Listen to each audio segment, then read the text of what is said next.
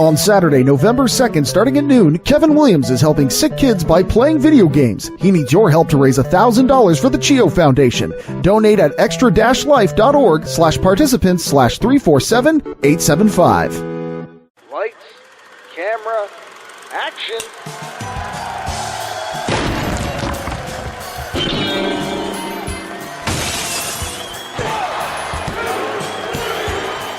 Cut! Welcome to Ropes to Reels, part of WrestleMedia, where everything is wrestling, and wrestling is everything. I'm at Adam Kota. That's the F word. Hang on, I gotta open this. What are you opening? Flask.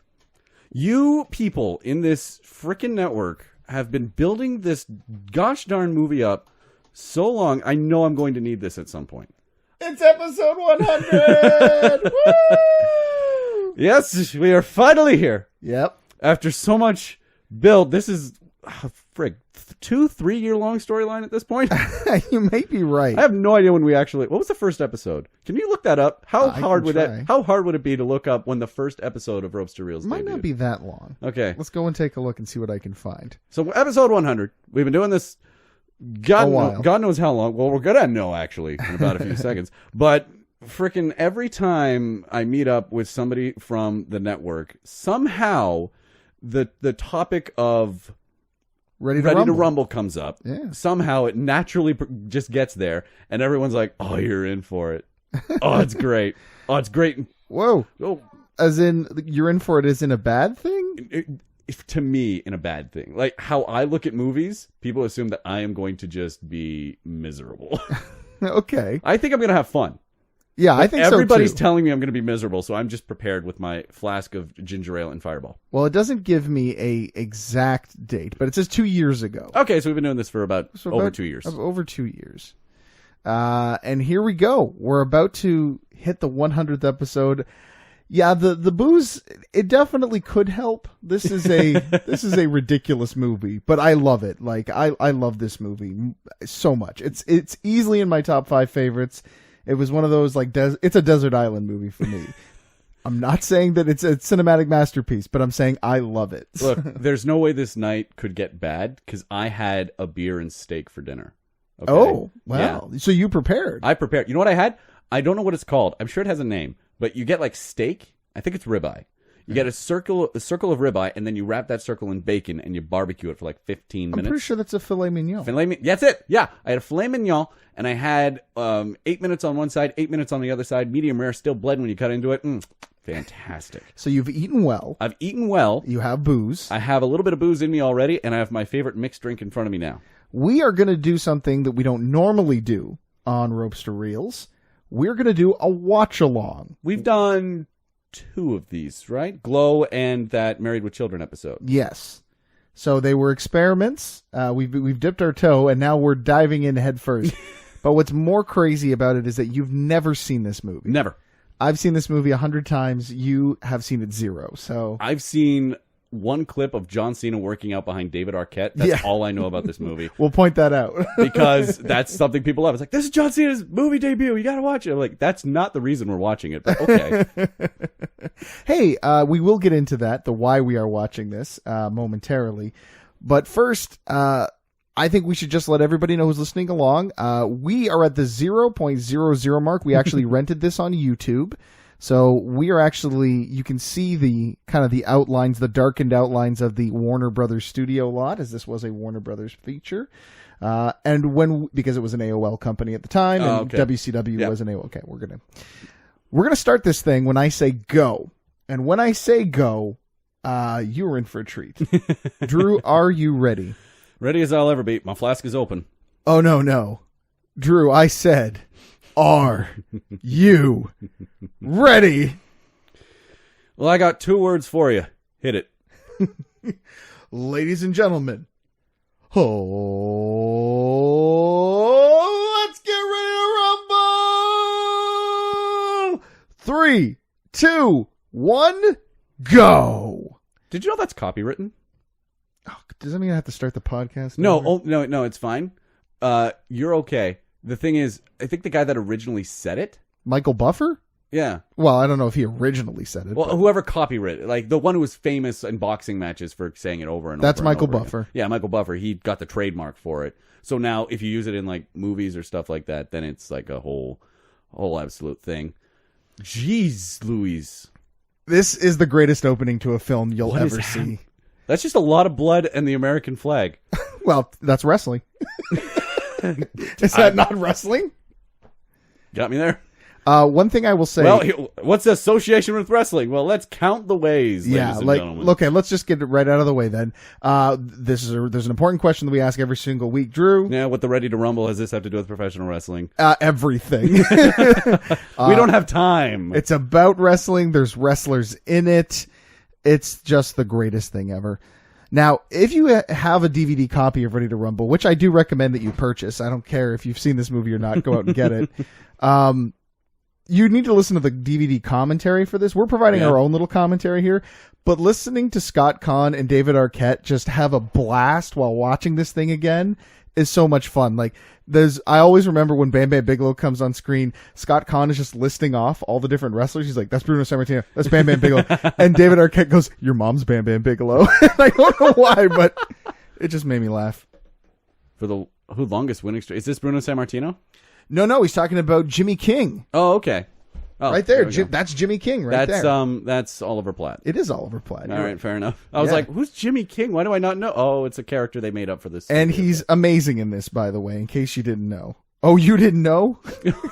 One of only 3 wrestling references that he will make in this movie. Do you know who that is? That bald-headed guy throwing the bike right now? I'm familiar. He looks familiar. I just can't piece it together. That's Ahmet Zappa. That's the son of Frank Zappa? Frank Zappa. Oh, good on him. He also, if I'm not mistaken, does some work on the soundtrack. By the way, the soundtrack, if you don't know, is amazing in this film. It's so good. I'm going to actually look it up right now. Like, who wrote it and all? Well, like, the score is fine, but it's like the musical...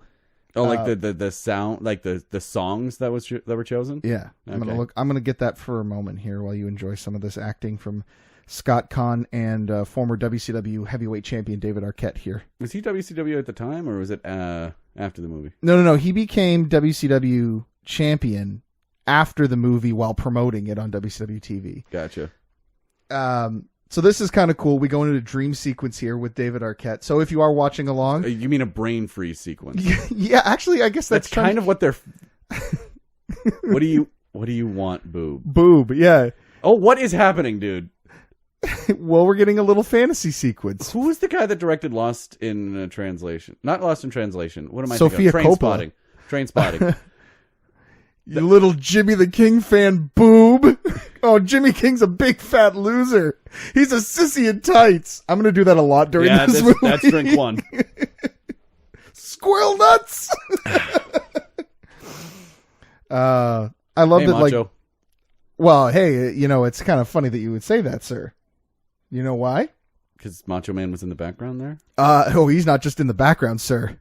Because once Corey really gets into his fantasy. What is happening? The convenience store just turned into it. Looks who his tag partner. It's the Macho Man. Macho. First man Macho, last name Man. There he is, baby. It's a handicap match? That's not fair. You're absolutely right. But look at this. Jimmy King, baby. I'm sorry. I'm having a real problem with Oliver Platt one-punching Macho Man Randy Savage. Just wait until we get to the credits and there's some outtakes. Oliver Platt full-on punches Randy Savage in the face by accident. Oh, my God. Yeah, it's kind of awesome. Well, you can tell what in the hell is happening. I love that moment. He just smashes his face into the cooler. He's just doing a springboard drop kick. All right. Body slam. Now, you may be interested to know the choreography in this. That's his big finishing move, the crown, by the way. Which a double axe handle from the top rope. And the Nitro Girls for no good reason, just because they're there. I'm sorry, there was reason to this before this moment? Good point. It's because some studio he looks like a reject from the Robin Hood, Alan Rickman. Well, that's kind of the gimmick, is that he doesn't look like a wrestler. The heck is his name? Not Robin of Locksley. That's Robin Hood. Sheriff of Nottingham. Sheriff of Nottingham. Yeah. All right, so we're going to... That was your choice. It's just a weird choice. By the end of this movie, you will know why. Oliver Platt is amazing in this. All right. I love him in this. Fair enough. Almost as much as I love these guys. Why does it look like you have a finger in... Because I do. Drink number 2. Should have brought 2 of these. Well, you know, it's okay, because guess what? This is a party, right? So I brought some alcohol with me, too. Except mine's celebratory. Yeah, I was going to say, mine is protectionary. I don't know if that's a word, but now this I've always wanted to try. Sticking the finger in the butt, and then... Why would... No! Because he's trying to say the Slurpee smells gross. There's something wrong with it, so he gets a free one. Foolproof plan. Yeah, but the finger had to go up there. Like, it's not worth it. It's like a stink palm. No, you buy a stink palm with a debit card and then you light it. You don't have to stick it up your butt. No. You've seen Mallrats? No. Oh, okay. Well, then that's why. God, we got to find a wrestling connection for that. But the butt fruit settled at the bottom. Yeah. Because it takes a while to settle. So, just so everyone knows, I'm drinking today Annie's Whiskey Cooler with natural butterscotch and soda from Niagara Falls, and it's sugar-free, which I'm pretty excited about, to be honest with you. What are you drinking, Drew? Mixture of Fireball and ginger ale. Why is he just grabbing a dude by the bangers? Well, because that's Corey's dad, so he knows him pretty well. Also, he's a very aggressive police officer. Corey? That's Corey. David Arquette. David Arquette's dad just like friendly touched his best friend. Yeah, but not. There's nothing weird or sexual about it. He's doing his job. See, he wants Gordy to be a cop. I think that's the dad from How the Grinch Stole Christmas. That's very possible. I'll look it up in a moment here. All right. But first, I want to talk about the soundtrack because you finally got it up. Sorry, finger up the butt was just kind of derailing. Wait, not fake. What cocaine did you snort before this, buddy? Nothing, man. He's a fan. David Arquette's a true fan. That's why, baby. All right. So, what is this script? Okay, the Ready to Rumble soundtrack. Listen to some of the tracks on here. So, Bloodstains by The Offspring. Okay. Biff Naked, We're Not Gonna Take It, which was kind of like the lead track for the album. Kid Rock's Ba With Da Ba, Lower Than You remix. King of Rock by Run DMC. Dweezil Zappa's Diamond Dallas Page theme, which is amazing. Freestyle by POD. House of Pain's Jump Around, and of course the song that we're hearing right now, Lit Baby, My Own Worst Enemy, the theme song of the late 90s, early 2000s. This is the most college bachelor pad album I've heard in my I know, right? life. Listen to this. We Will Rock You with Scott Weiland, the Scott Weiland and DJ Hurricane mix. Papa Roach's Last Resort is on here. Oh my. Then George Clinton does the Sting theme, and Dweezil and Ahmet Zappa team up for Baby One More Time, and finally we finish it off with Girls, Girls, Girls by Motley Crue, because of course. Do Dweezil and Kevin Nash have a tag team called Diesel and Dweezil? I think so at some point. Sweet. That's amazing. What? I don't know what is tonight. They're going to Monday Night Nitro. Live, baby, live. Live, baby, live. Wasn't it just Monday Nitro? No, it was Monday Night Nitro. It was Monday Night Nitro? Okay. Yeah. Again, it was before my time. Mm-hmm. This is pretty good. I'm going to give Annie's Whiskey Cooler a thumbs up. So I'm going to give my mixed drink, I need this. All right, so we were also talking cast, right? So we're going to go and find out who the dad was. Was you doing they clean urinals for a living? Yeah. They find the most redneck job possible for these main characters. Well, it's a family inheritance. Scott Conn doesn't have he's an orphan, essentially. Oh. And the only thing that was left to him was this septic tank business that his father had. So, yeah. He's making the most of it. Absolutely. Yeah, I can't even talk about this scene. I'm going to go and try and search the cast list here. So he's going to spray poop at him. No, he's not, actually. He's not going to. But this will be a fun game to play. So what does he do? He's going to knock over a porta potty. He's going to do something. It's something poop related. Okay. Well, he's going to knock over the porta potty. Okay. So your official bet is knock over the porta potty. Knock over porta potty. So let's take a look at the. No, he's not. No, he's not. He's going to take the hose and he's going to try and suck his buddy's butt through the. That's real dangerous. Yes, it is. That's how you... See? He's so passionate. Nothing can hurt Jimmy King. His belief is so strong that Jimmy King will not lose. See, these are the type of people I think of when I think of, like, poor wrestling fans. When you say poor, you mean, like, financially poor? Morally. Oh. That is death. Like, that is stupid dangerous. Yeah, but he's getting them back, see? See, these guys are listen, I can sit here and criticize all I want, but I'm not going to sit here and pretend that me and my friends didn't do this when we were, teenagers. Yeah. Now, mind you, we didn't do it. That is the third suplex of this movie so far. Oh, well, you're going to see a lot more of those. Oh, good. And I'm not going to say that we didn't do it in front of porta potties, but, I'm saying it's possible. Okay. Let's see what I can find here for Richard Lineback is Mr. Boggs, the father. Some of his other filmography includes Speed, Natural Born Killers, Twister, The Jackal, Star Trek Enterprise, Ready to Rumble, of course, Varsity Blues, Meet the Deedles. What other movie? Tin Cup. Come on. Now, what movie did you think he was in? How the Grinch Stole Christmas. How the Grinch Stole Christmas. Okay, let's see.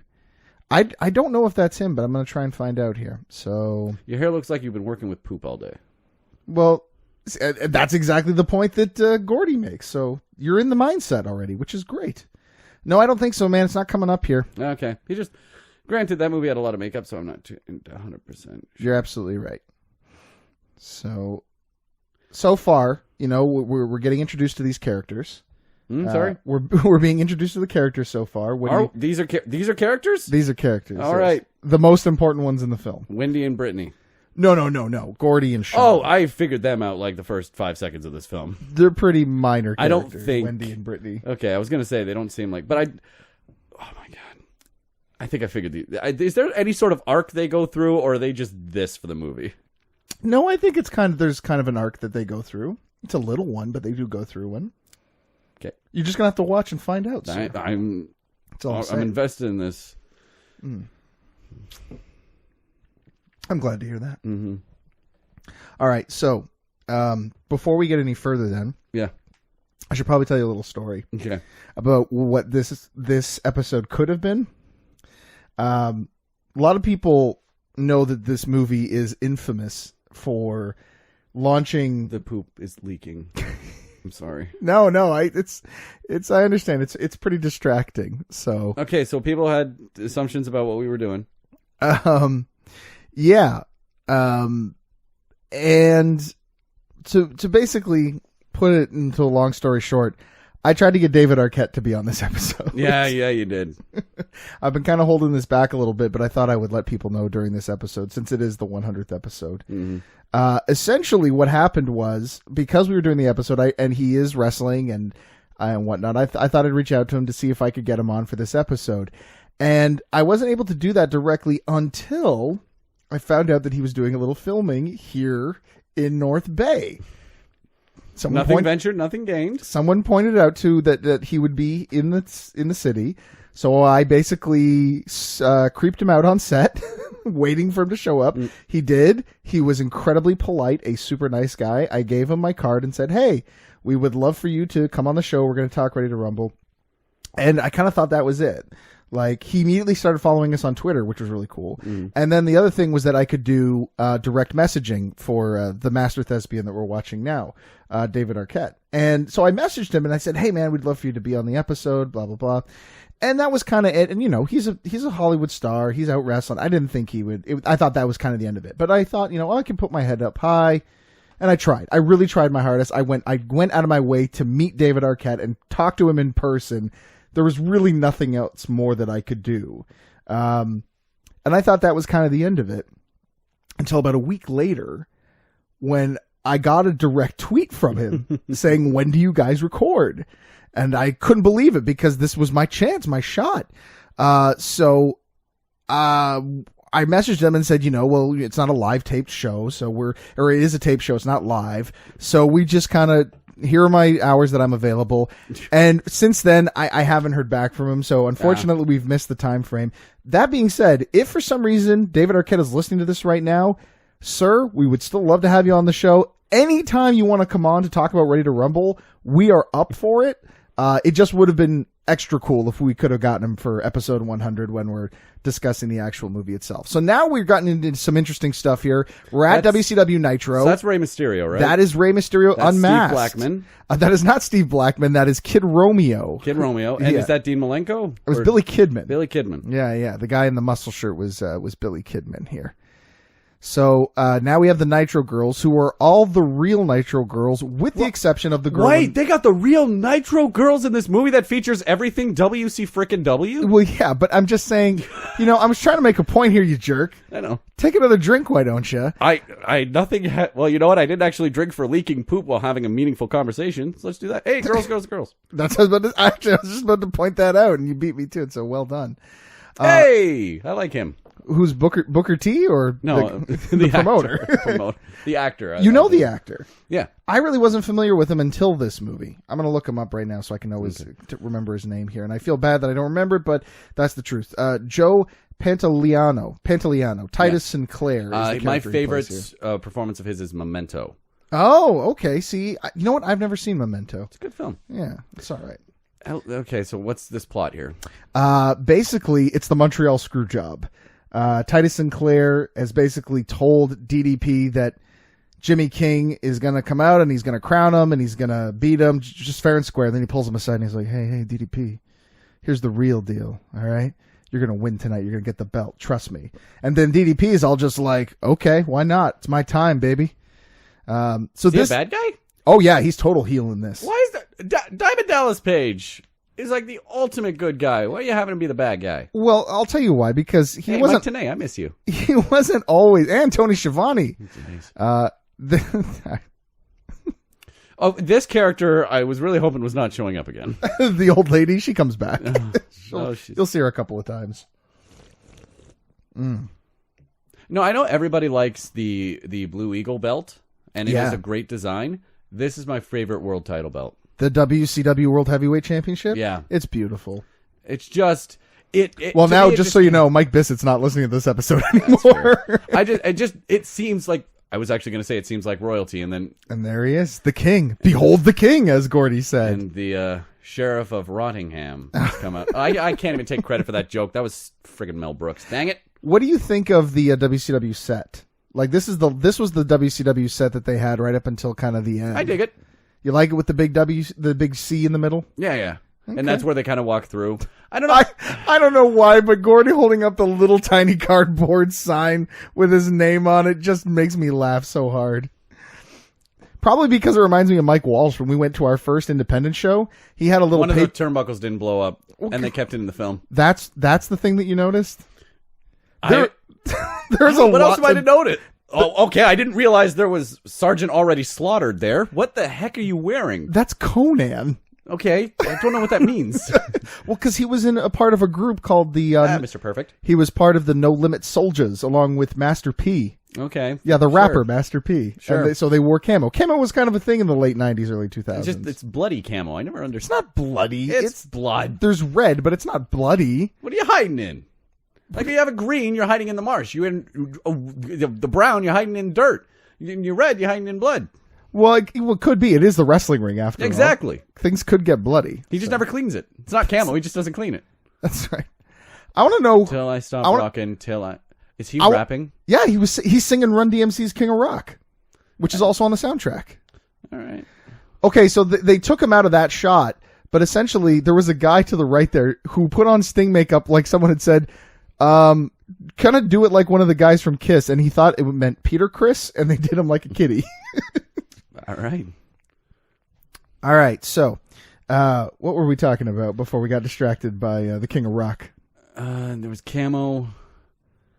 Yeah, camo. Diamond Dallas Page, the stage, the giant C. Okay, yeah, and then we were talking about David Arquette. Why is he a bad? He ended up becoming a bad guy after this, and using one of the other songs from the soundtrack as his theme, and it's awesome. Oh. I loved it greatly. So, obviously, heavily inspired by the Montreal Screwjob here, as we're about to see. That's exactly what's about to happen here. Titus Sinclair is about to screw over Jimmy King, but as we will come to learn, he kind of deserves it. Jimmy King is kind of a jerk, as we're going to learn. Okay. Mm-hmm. So we see he's showing up late. Yeah, he's overconfident. And here we see a little bit of a pulling back the curtain here. We're showing the there he is the yeah, I saw that. Okay. That was the Sting makeup. That's not really great Sting makeup. I love that good sound effect from DDP.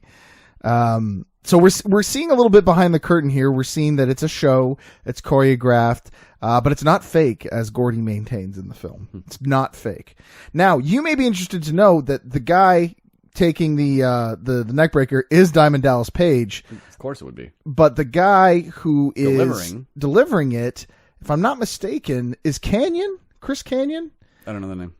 You don't know Chris Canyon? Mortis? Oh, man, I'm about to show you some stuff. You know Shane Helms, Hurricane? Yes. He's also a stunt double in this, but I'm fairly certain he was the stunt double for David Arquette. But I could be wrong on that one. So here we go. We see DDP actually hits Jimmy King in the face. So it's getting real now. I sorry, the music was actually telling me it was getting real. Oh, right, you're right. Sorry. So that's good, though, right? You appreciate that? No, yeah. I mean, that's the thing. Like, this is a competent film, but I think that if you're not a wrestling fan, like an obsessively forgiving wrestling fan. I mean, it's as competent as Joe Dirt. First off, how do you stand first on of Joe all, Dirt? you do not diss Joe Dirt in this household, sir. I love that movie. I will fight you on the moon. All right, I'll pick a different one. Yeah, Little Nicky. Okay, I'll take that. So that's what I mean. It's that kind of set design quality. You know what I mean? Where it's always going to look like a movie. Screw immersive. But I kind of like that, and I think it's fitting for pro wrestling because pro wrestling itself is a very cinematic form of entertainment. Oh, that's so beautiful. Like, as a wrestling fan, I love that shot. It's so great. And why has no one ever done that, by the way? Because it's hard. They had to do 5 cuts to make that look legitimate. That's true. You're absolutely right. I bet they wish that the steel chairs that they use in this movie were more like the steel chairs that they used in actual wrestling. Why? Because I'm pretty sure that one was gimmicked. For what? What? To hit Diamond Dallas Page in the face so that he didn't hurt himself because it's a movie. Okay, wait.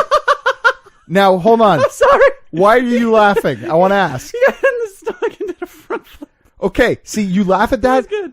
That is not new. That is an old classic wrestling move. Ted DiBiase used to do that all the time. Oh, okay. And it's all, don't get me wrong. Like, you used to laugh. It's silly. Don't get me wrong. It's ridiculous. You hit a guy in the stomach and he flips over. Everybody's coming now. Well, these are the King's men. These are his stablemates, right? They're like his Knights of the Round Table, right? The Humpty Dumpty crew. Uh-oh. Oh, Psycho Sid. Wait, is he Sid Vicious? Psycho Sid? I can't remember. What he would be Sid Vicious at this point in time. Okay. Actually, I would have waited a bit. Mike Tenay would have told me. Oh, they did the... Well, they call it a double diamond. Oh, not Charles Robinson. No, but what is that move called? Oh, no, I'm thinking of the New Day's Midnight Hour. I apologize. So these are the King's men here that are out to help Jimmy King.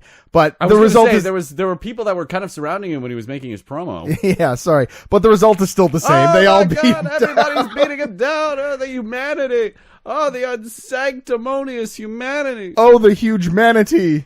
Which is funny you should say that. Again, wait till the end credits when we're watching the bloopers.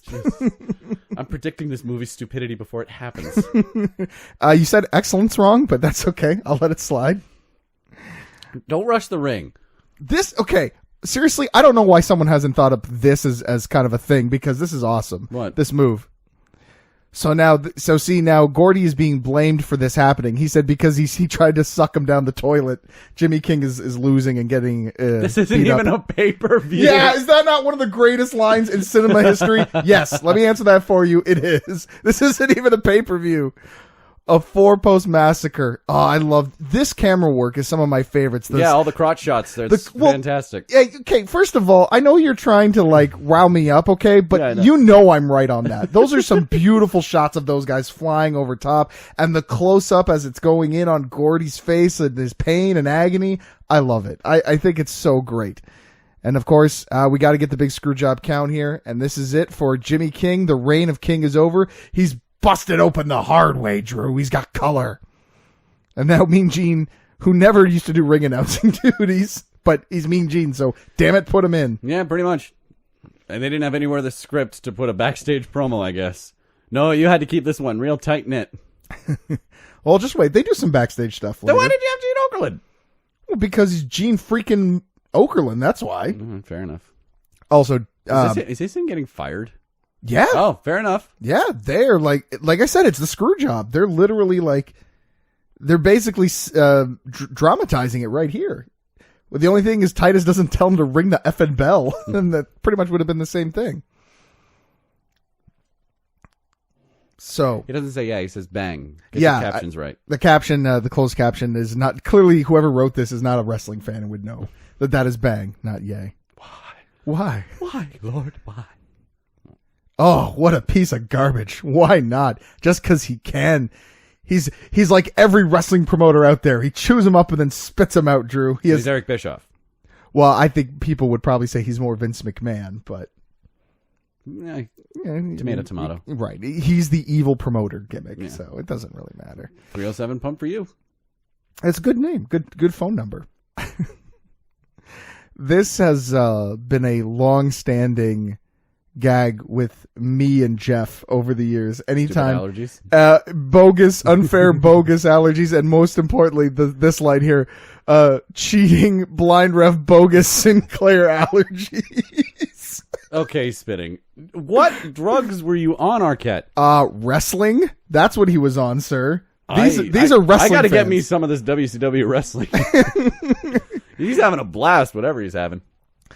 And now here is a joke that I no. Here's a joke that I just can't defend. I'm gonna drink before it happens. I know it's gonna happen. It makes sense, but I really cannot defend this joke in any way, shape, or form. It's unbelievably stupid. And when I first saw it, I didn't think it was funny. It's not funny. But it's here, and it's it is what it is, man. Oh, good on you. This is that's a weird line. Like French kind toast. Kind of smells like French toast. French toast dipped in caca. Oh, good, you just fell on your buddy. Yeah.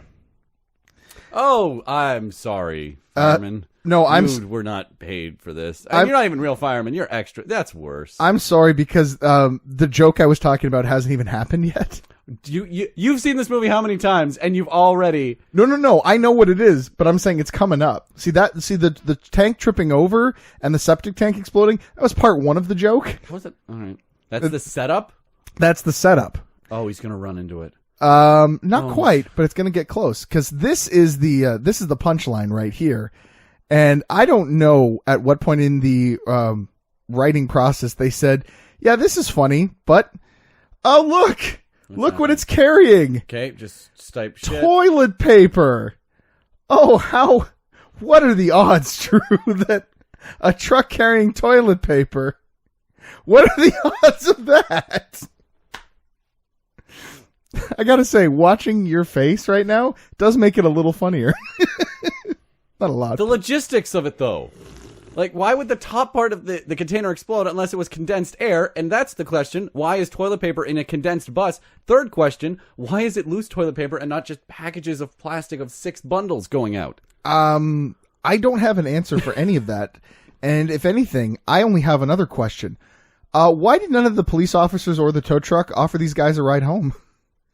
Because they're covered in fecal matter. So were they. Everybody's covered in poop. Maybe they just got the stench of that should have been that could have been the tagline for this movie. By the end of it, everyone was covered in poop. Wrestling. Yeah, maybe. Man, if only I could think of some examples where wrestling had poop. Oh God, isn't that terrible? I can think of 5. I can think of 5 without doing research. Off the top of your head. All right. So I'm going through the trivia here. This is the fun facts. We're just jumping all over the place with this. The format's out the window. Absolutely. So it turns out Shane Helms is David Arquette's stunt double in this. So that means so Canyon was Oliver Platt's then. So those are the 3 that I remember. I'm sure that there were a ton more. Obviously, DDP did his own stunts, but you know.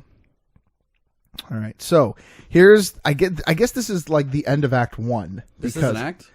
Well, yeah, I'm just thinking about narratively because now, the boys we've established the characters. Well, the inciting incident was he lost the title. Yes, right. And the truck has now flipped over. So he's lost the business. So he has nothing left. Lost his hero. So they have nothing else to do. So now they have, they've got to find Jimmy King. That's their goal now. So now they've been set on their journey, much like the Iliad. I'm sorry. He said, I've got a little bit of Jimmy King in me, and I couldn't help but remember that he put a finger up his butt. And just my brain put 2 and 2 together. That's fair. If it could put 1, 2, and 3 together, that would work out better because... This movie can count? Then it's a wrestling reference. Yeah, it can count. Because it only has till 5. It's okay. I'll drink to that. Is that the movie? Yes. That music? Yeah. Yeah, okay. yeah. Because that just seems like so out of place, and I'm like, are you playing something? Well, no, because it's the big glorious moment. They've realized we got to go find our hero. We got to go find Jimmy King and bring him back to glory. This was like late 90s, early 2000s. When that happens, it's supposed to be Semi-Charmed Life. Do they not watch movies? Oh, God. What? What's wrong? Do you have a problem with nuns? I don't have a problem with nuns. I have a problem with those two in nuns. What? Why? They're going to screw... They were just in a poop truck. Okay, so hold on. What's the joke? We played this earlier with the poop truck or with the porta potty. So what's the gag? Take a guess. Come on. What are they going to do? They're going to remix it into a wrestler's theme. Okay. All right. I don't have the creativity, for lack of a better term, that the writers did. So I don't know what path they're going. I would not have been the man to think that a truck would hit a septic tank and blow up toilet paper. So I can't. All right. So you're close. The gag is that one of the nuns, when asked if they know any Van Halen, does in fact know some Van Halen, and they start singing "Running with the Devil." Okay, that setup's actually pretty funny. I'm gonna give you that one. All right, we got one on the board. That's a legitimate laugh. All right, I'm cool with that. And to be fair, these nuns are actually pretty good singers. No, I'm living in it. I like that they already know it. Okay, that's a good joke. Probably my favorite Van Halen song. That or Running with the Devil? Yeah, that or Right Now. I'm a big Van Hagar guy. I don't know. I know a lot of people are Van Halen and will think that's sacrilege, but I'm a Van Hagar guy. Running with the Devil. I think Why Can't This Be Love is my favorite. That's a good one too. Not gonna lie. Why do you have a lighter? Why does a nun have a lighter? Well, because she smokes. Nuns can't smoke. What do you think they can't? What? Nuns can't smoke. I don't think that. Hang on, I'm looking it up. I gotta know. Cigarettes are not a sin. No, harming your body is. And when it was confirmed that cigarettes are harming your body, they couldn't do it anymore. I read that. Well, so we definitely should not be drinking. All right, so you chicks rock, and they've got so now that's just funny because devil horns. That's one funny. of them does the devil horns. The other two do the Superfly Jimmy Snuka I Love You, and I don't know if that was intentional or a goof, but it's kind of funny. Oh, wait, you're missing a pretty good joke. Oh, how many times did you fart in that? Yeah, so he wants to know. There obviously was some farting in the van, and the punchline is that they were the farting nuns. And we're back. One solid joke and moving on from there. Okay, yeah. Most nun sisters live in community and take a vow of poverty, so they couldn't buy cigarettes. So there's no ban on the actual cigarettes. They just couldn't afford it. Oh, the guy who's just like a D-bag and everything. Is he a D-bag and everything? Yeah, he's just got that face. No, he's got. That's not a dig at him. It's just he's got that face of just like a D-bag. So that's what they cast him as. I've never seen him as like a redeemable character, just as an overall D. Look at those 1999 2000 graphics on that video game. It's still better than WCW Mayhem though. So now, of course, Gordy. So their plan of finding Jimmy King is talking to a ginger at an arcade machine, and he can find him. All right, hey, well, because if it works, he has the internet. Back then, the internet was all powerful. Why are you having the King hump Diamond's house? Because he's playing with his action figures. Didn't you do that with your action figures? I didn't make him hump. No. You weren't curious at all about that. No. Is it because your dad said it was for, well, a word I can't say on this podcast, but it relates back to the movie? No, it was just no. And if I did, I forgot about it, but I don't remember doing it. And you know me, I'm very open about the weird stuff I did in the past. Right. Well, nothing weird about that. I don't think there's anything weird about it anyway. However, I do want to point something out. I have never owned an action figure where there was a switch on the back to open their mouth. Well, that's true, but there wasn't a switch to open his mouth on that either. There was. Like, he was actually making the king talk by making his mouth move. Was he? Yeah. We would rewind, but we can't throw off the time. No, I don't want to. I don't want to. Ladies and gentlemen, please rewind to the moment where they're humping. Once you're done. No, rewind. Once you're done rewind. watching. Let them hump, and then let Adam know that I'm right. Okay, so we're gonna come here and we're gonna see the first sign that maybe Jimmy King isn't exactly the same as his character, and we get the incredible Caroline Ray here, which makes me very, very happy because she is hilarious. She's always great. Okay, her delivery in this is so great. It's just so dry and like, what are you, stupid? That's so great. You got a problem with that? Nope, I'm fine. King had a little bit of a touch of the VD. It happens. I love that Gordy is so excited about anything related to Jimmy King that he just will. She offers to show him her diseased genitalia, and he's like, "Absolutely, I want to see it," because it had something to do with Jimmy King.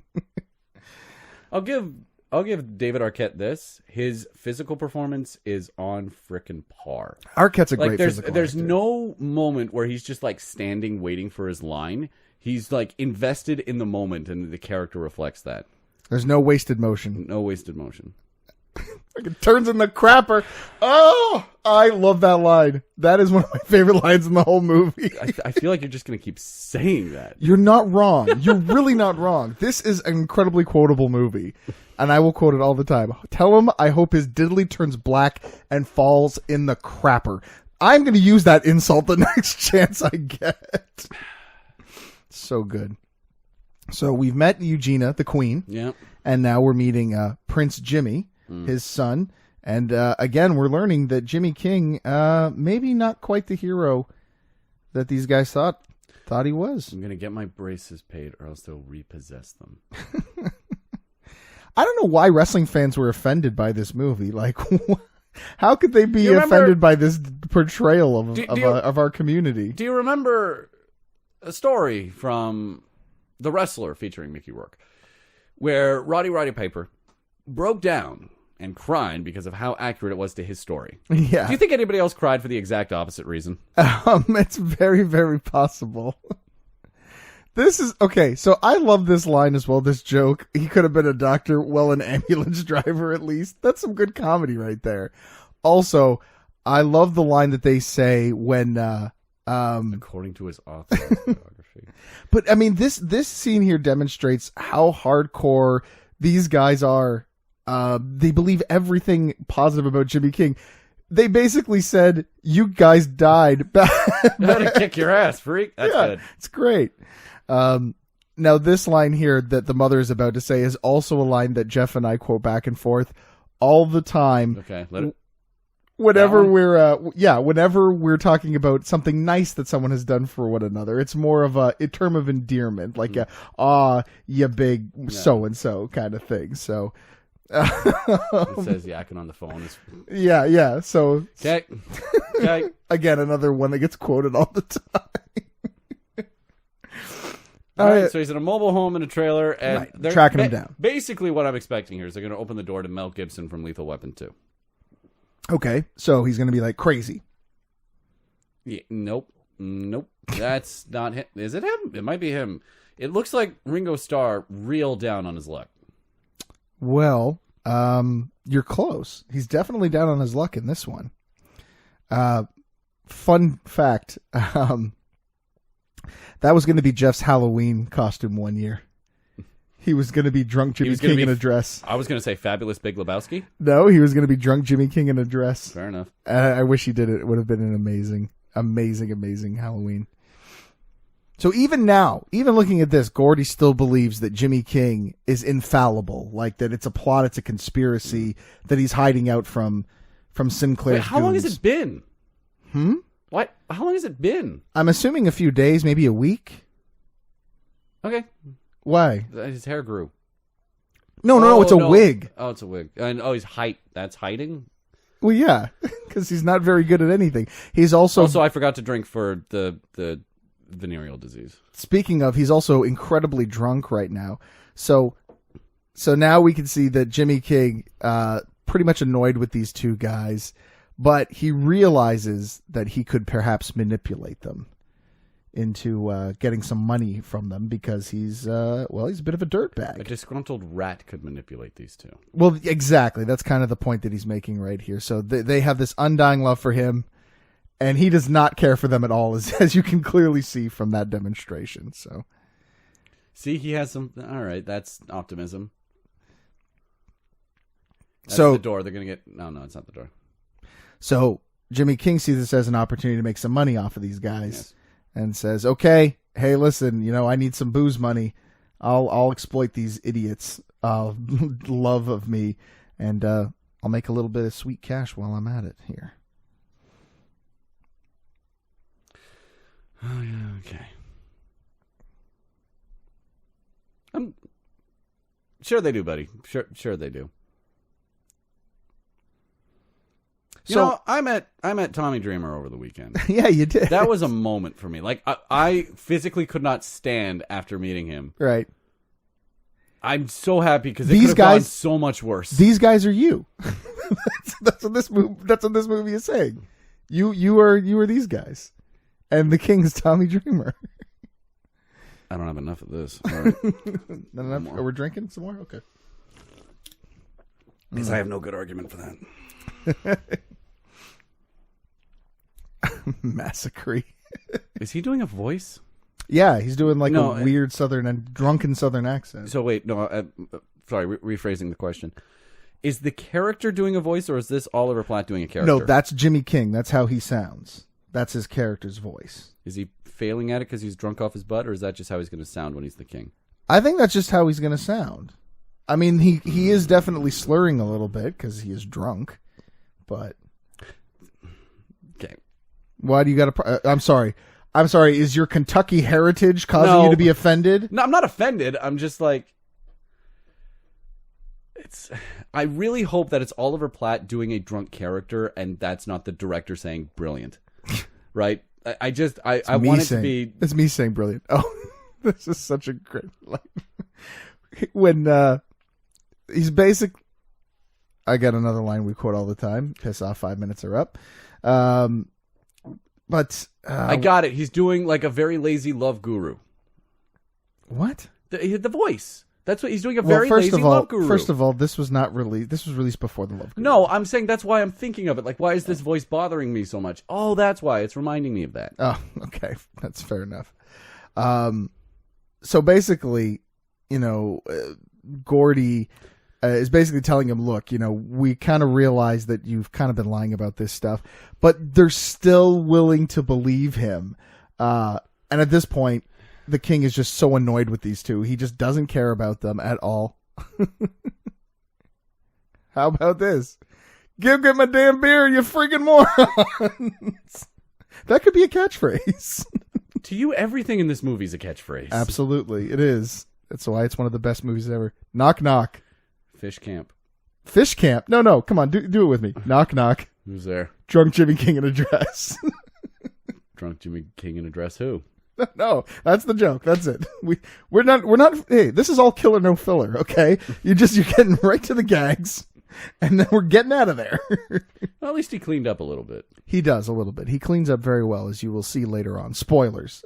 He goes through an arc as well. He is one of our main characters. Well, I mean, it kind of actually doesn't. No. Nobody really has to do anything in this. So. All right, so I want to quickly go back to a little fun fact here. During the filming of that tag team match we saw on Monday Night Nitro, Rey Mysterio actually injured his knee during that. Excuse me. Ugh.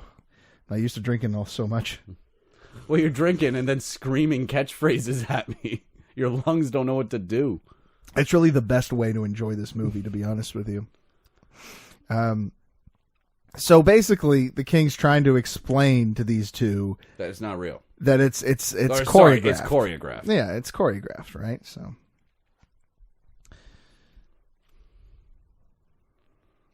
Wait, did they actually believe that he was royalty?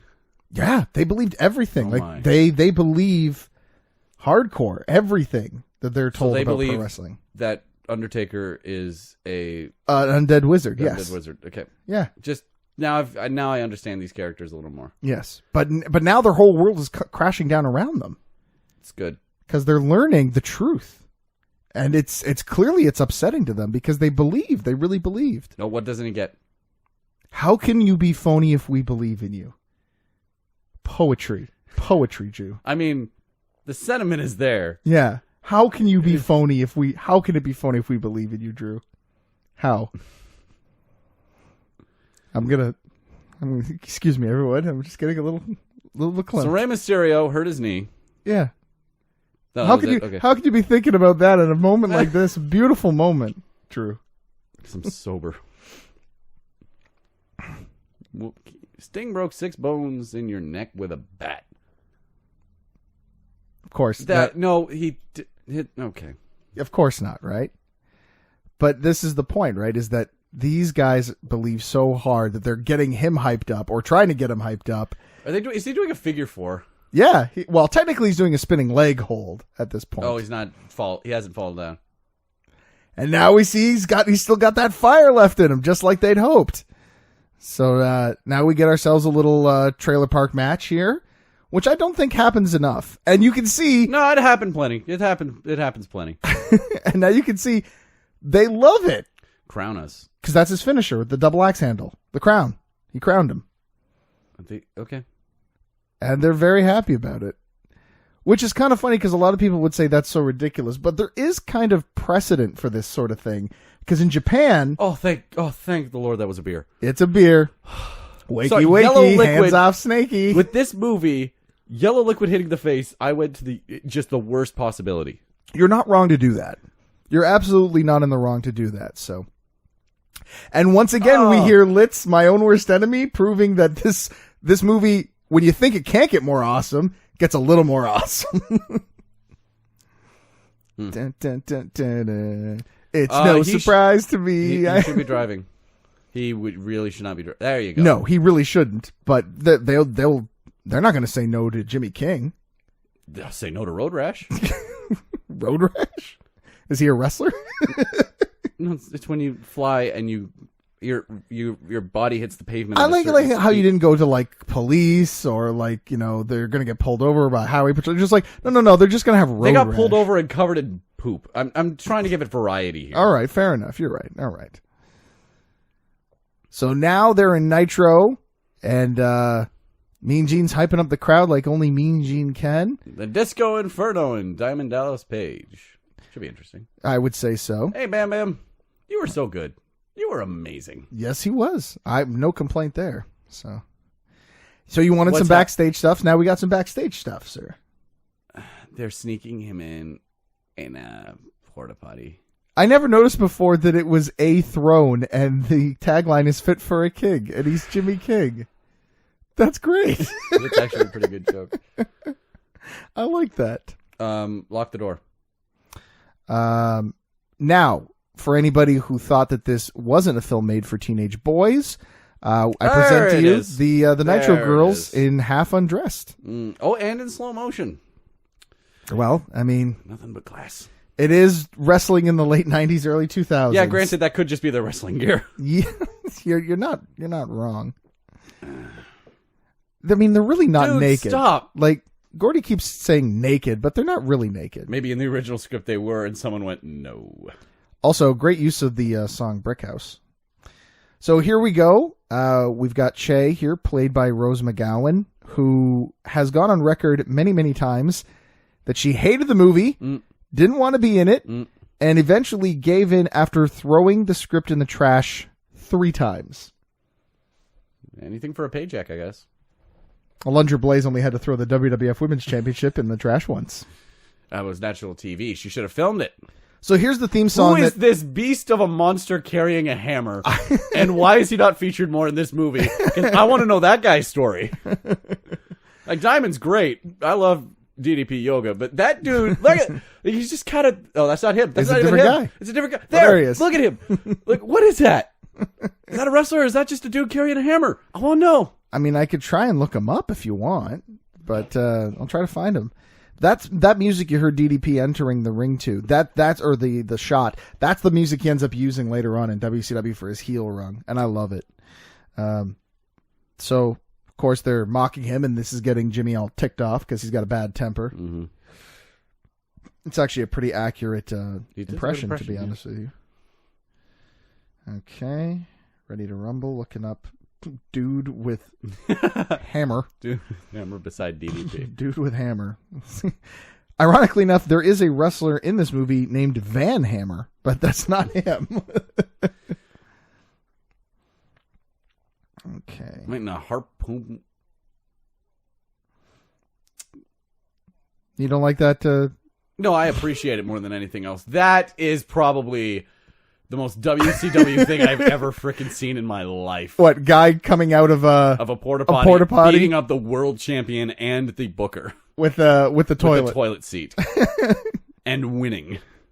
He's laying down the law here. He's laying the smack. Oh, sorry, wrong show. You can say it. It's fine. Let's see. Video cameraman, sanitation guy. Oh, foreign objects. See, I knew you'd kind of come. That was good. See, the thing is about this movie is that it gets under your skin, man. It seeps in a little bit, kind of like pro wrestling. You know, you first watch it and you're like, "This is first of all." That was so good. Scott Conn sliding across the floor into the head scissors. Amazing. I believe with all my heart that was done in one take. They didn't need to reshoot any of that. It was just perfect. Oh, so good. Oh, he busted it open. Oh, that's great. That's unfortunate. That's great. Oh, he crowned him. So now they got a rematch at Bash at the Beach. I don't remember many WCW pay-per-views. What was their big one? Is it Starrcade? Starrcade was kind of their big one. Although a lot of people would say it was Halloween Havoc, but it depends on who you talk to. Well, anything Halloween is my jam. Yeah, absolutely agree with that. For the bylaws of the WCW. Yeah, the bylaw. Yeah. Okay, so big dude with a hammer is uncredited, so we don't know who it is. You want to make up a name for him? I'm gonna call him the Roach. Ooh, that's a good wrestler name. Because he's got the hammer and he crushes all the other roaches to be king. I like it. Yeah, is David Arquette the manager of the King now? No, but that's a very interesting little bit of foreshadowing you just did there. No. Nice. You survived. Not quite. You're not quite there, but you're close. You're very close. Why would you just throw $1 million in there? Why anything in wrestling? Fair enough. Because it makes it more dramatic, man. $1 million. Because then he could go pay off those braces. That's true. They don't have to get repossessed. That's right. Pay-per-view. Which one? Oh, they don't say which pay-per-view. They call it Royal Bash, which is not a pay-per-view, not a real pay-per-view anyway. So wait, WWF brought in an actual Zeus to fight Hulk Hogan. David Arquette became WCW champion, but they couldn't just name a pay-per-view after. They couldn't just do Starrcade. No, I think fans would have rioted if they had done that. Or Bash at the Beach. I don't know. One of their... Well, I guess because they wanted to keep the King theme going, right? Like the royal theme, maybe? That's Go true. along with the King. I don't know. But then make it a pay-per-view the next month. I don't know. Like, to promote the movie, come see actual people fight. I'm pretty sure they reuse an old Super Brawl set that is a castle, and I think that's why. I could be wrong about that, but I'm just guessing. Nothing's wrong. Nothing's right. Everything's just rumble. Everything is just ready to rumble. I've got your poster in my room. That is not the best line you can get, dude. I mean, to be fair, she has posters. Like, I mean, it's... Yeah, but it's also... I mean, she's running with it, but it's not how you get farther in... Well, maybe, though. Maybe she likes... Maybe she left. Maybe she likes it. Maybe right? They deserve each other. Don't... All right. 2 days ago, he was covered in poop. Mm-hmm. I don't think he showered. You know what? There isn't a scene where he showers, is there? No, because immediately as they do that, they're hitchhiking and they try and find... Are you saying that we need an extended cut of Ready to Rumble while there's a shower scene with David Arquette? I don't want to know what these writers would do in a shower scene. Okay. I'm just saying. Septic might just fall out of the shower for some odd reason. Hey, Jungle Boogie. Good tune. I mean, Hey, we Booker get to T. see Booker T dance for a little bit, which is awesome. And I'm pretty sure that was Charmel. I'm pretty sure that's Charmel in the background, too. I could be wrong, Guess though. as good as mine. Also, are they rehearsing? Or is they just... They're just partying. It's just a party. Because they're a very good choreographed party. Also, seriously, I need what he's Do on. people think I'm sexy? I think you're sexy. Mean Gene, really I do. Mean Gene, you're Come an on. idol. Yeah, hero, man. He's a hero. and a genius. Yes. He really is, isn't he? I'm sorry. Why? Don't be. You don't need to apologize for loving the greatness of that is Mean Gene in this movie. Don't apologize for that. I feel like someone should have just, like, overall, just say I'm sorry. Like, don't give context to it. Don't give any reason to it. And I'm sure it'll be appreciated. Like, something had to go wrong where they're just like, thank you. Kind of like that. Oliver Platt, I'm sorry. Thank you. Not for exactly. Not for anything particular. Just whatever you're feeling bad about. Hello, Zeb Coulter. What's happening here? He's an actor. Sorry, that voice. I love the voice. It's a good voice. It's great. It's a real character. I'm a character, eh? Sure, pal. Hi, my name is Slim Shady. I just realized he was wearing an M&M shirt. Well, I mean, it was like I said, 99, 2000, right? He was kind of the biggest rapper on the planet. They couldn't get him a wrestling shirt? Maybe they felt like that was too much. That's the moment. That's it. That's the moment where this WCW product placement movie decided to cut the line. But they were wearing a Nitro shirt earlier. He is. Scott Can, yeah. Yeah, okay. But it's just like, it's so weird to have a M&M. It's just out of nowhere. I don't know, man. Are you all right? I'm halfway through my flask. How far are we through this? Okay. Are we halfway through? No, I just want to make sure I'm pacing myself because I'm going to need this to stick around for a bit. Oh, we are over half. Okay. We're I'm over doing halfway. well. Yeah. I'm doing well. Not that I want this to end quick. That's not what I'm saying. I just want to make sure that I have this in case, I don't know, the main event comes in and panties fall from the rafters and DDP slips on it and then he sits up and he's got one on his head. I don't know what's going to happen, but I just need to be prepared with a drink. What is he doing? They wrote a song about him. And they're singing it for Jimmy King to inspire him. He'll rule that ass. He's the best wrestler, better than all the wrestler. This is why I'm pacing myself. Oh, it's so good. So good. What's happening now? Well, they've got him. They're going to get him a trainer. Okay, sorry, I was distracted by The song, stuff. the great song. So okay, someone's screaming. They're going to a trainer. Is this like another cameo thing? No, this is an actor doing it. This is an actor. Okay, cool. Take a guess, real quick. Who's the actor? Christopher Lloyd. Okay, that's a great guess, but. I'm just thinking like the comedy Mickey from Rocky. Like if anybody made a comedy of Rocky, it'd have to be Christopher Lloyd playing the Mickey part. I'd buy that. Right? I would. But this is pretty good. I think you'll like this. Hey! Academy Award winner Martin Landau, ladies and gentlemen. Landau will train you. Sal Bandini, wanna wrestle? Ha ha ha! So, I would like you to watch these scenes with Sal, Martin Landau's character, and I want you to tell me, can you guess who they've based the character on? Okay. I think it's quite easy to see when you're watching But it's also me. Like, is this a wrestler that I think you would know. Okay. Right? It's not a wrestler that you would have watched, but it's certainly a wrestler you would have heard of. Okay. So, older gentleman. Yeah. World famous trainer. Yeah. Clearly likes to stretch and submit guys and make them tap out. Oh, jeez. See? Any guesses? I have no idea. What if his training facility was in Calgary? Oh, Hart? Stu Hart. Yeah. Oh, okay. I don't know anything about Stu Hart.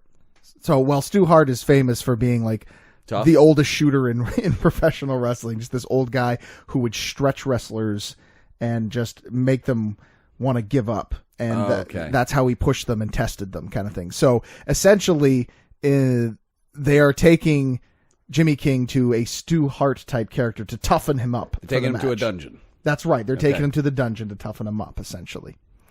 So, Martin Landau, of course, an incredible actor. Yeah. As we said, an Academy Award winner for a movie that we had watched previously on this show, Ed Wood. Oh, that's right.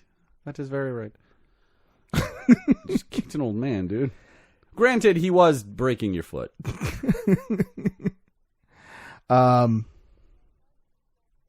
Would you like to take a guess on who the first choice was to play Sal Bandini? Because it actually wasn't Martin Landau. Steve Martin? Like Saturday Night Live, Steve Martin? Yeah. No, I mean, I want to see that movie. Think The Jerk mixed with planes, trains, and automobiles. It'd be pretty amazing. I'm not gonna lie.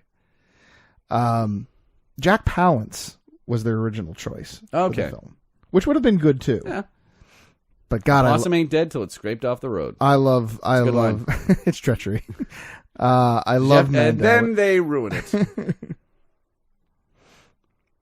3G, I have that on my phone. Sorry, this movie's getting to me. Have another drink, Drew. It's doing something to me, man. This is not flirting.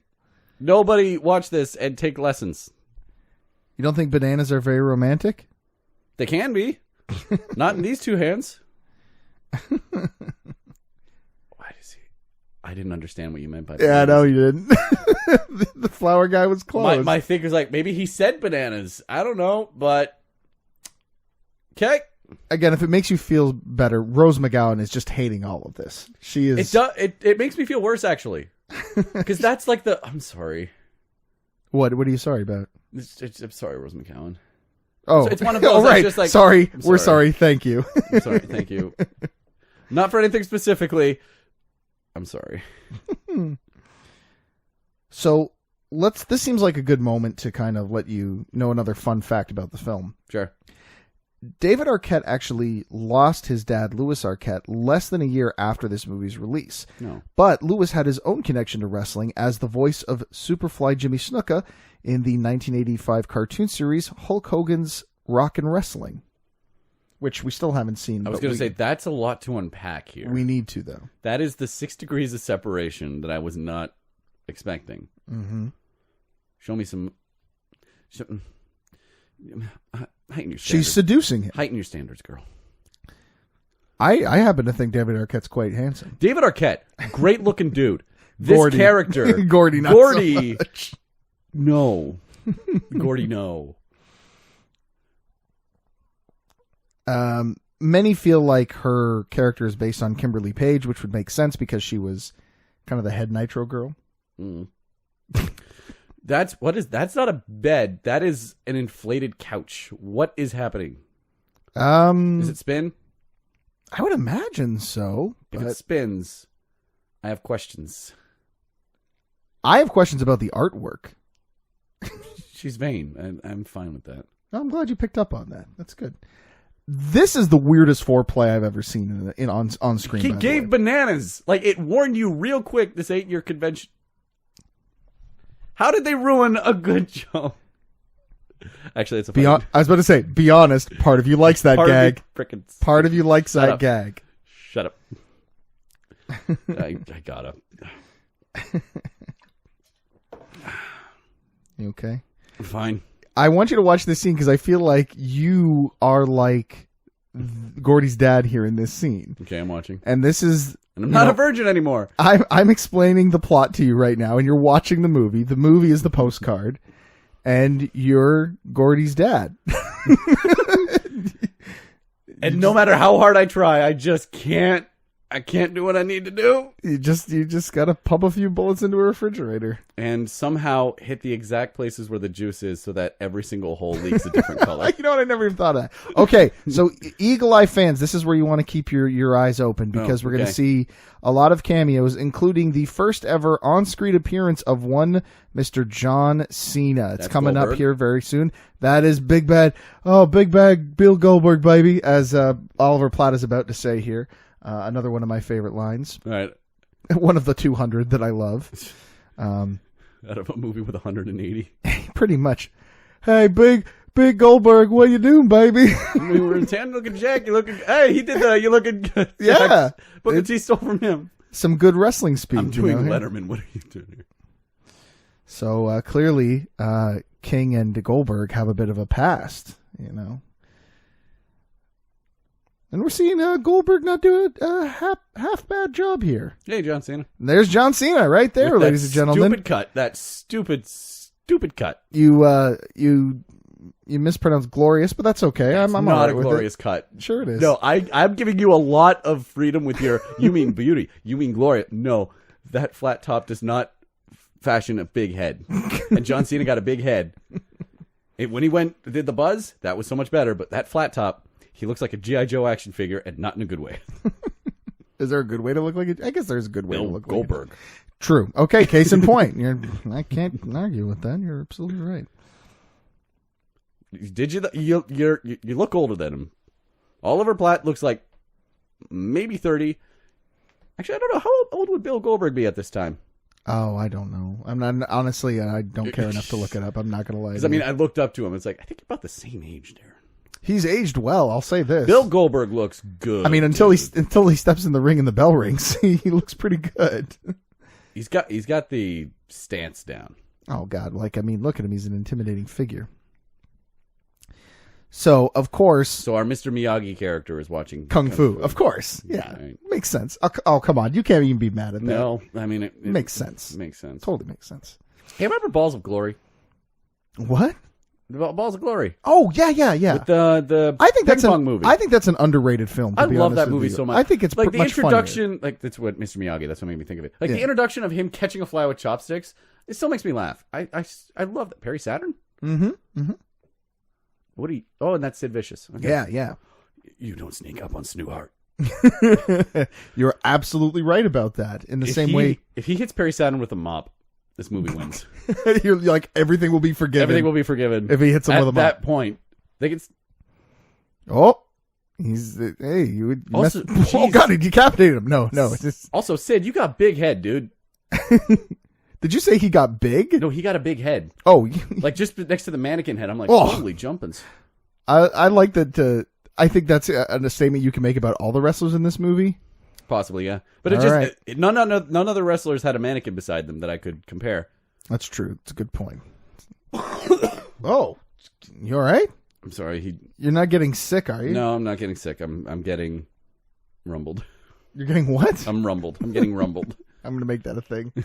Oh, man, I got so rumbled over the weekend. I don't care how tough an old man you are. You can't take a table to the back from Sid Vicious. No, you got to go to the Metropolitan Hospital Center. You can't... Oh, wait, no, what do they say now? You got to go to the Metropolitan Medical Facility. Ah, glad you picked up on that. It's, wait. Wait, what? Wait, what? Oh, it's not. Who'd you think it was? There's this character from Oz who's, like, naked in every scene. You see his, like, jewel and berries, like, every second episode. Okay. And he then went in to do a detective show. I think it was one of the NCIS's.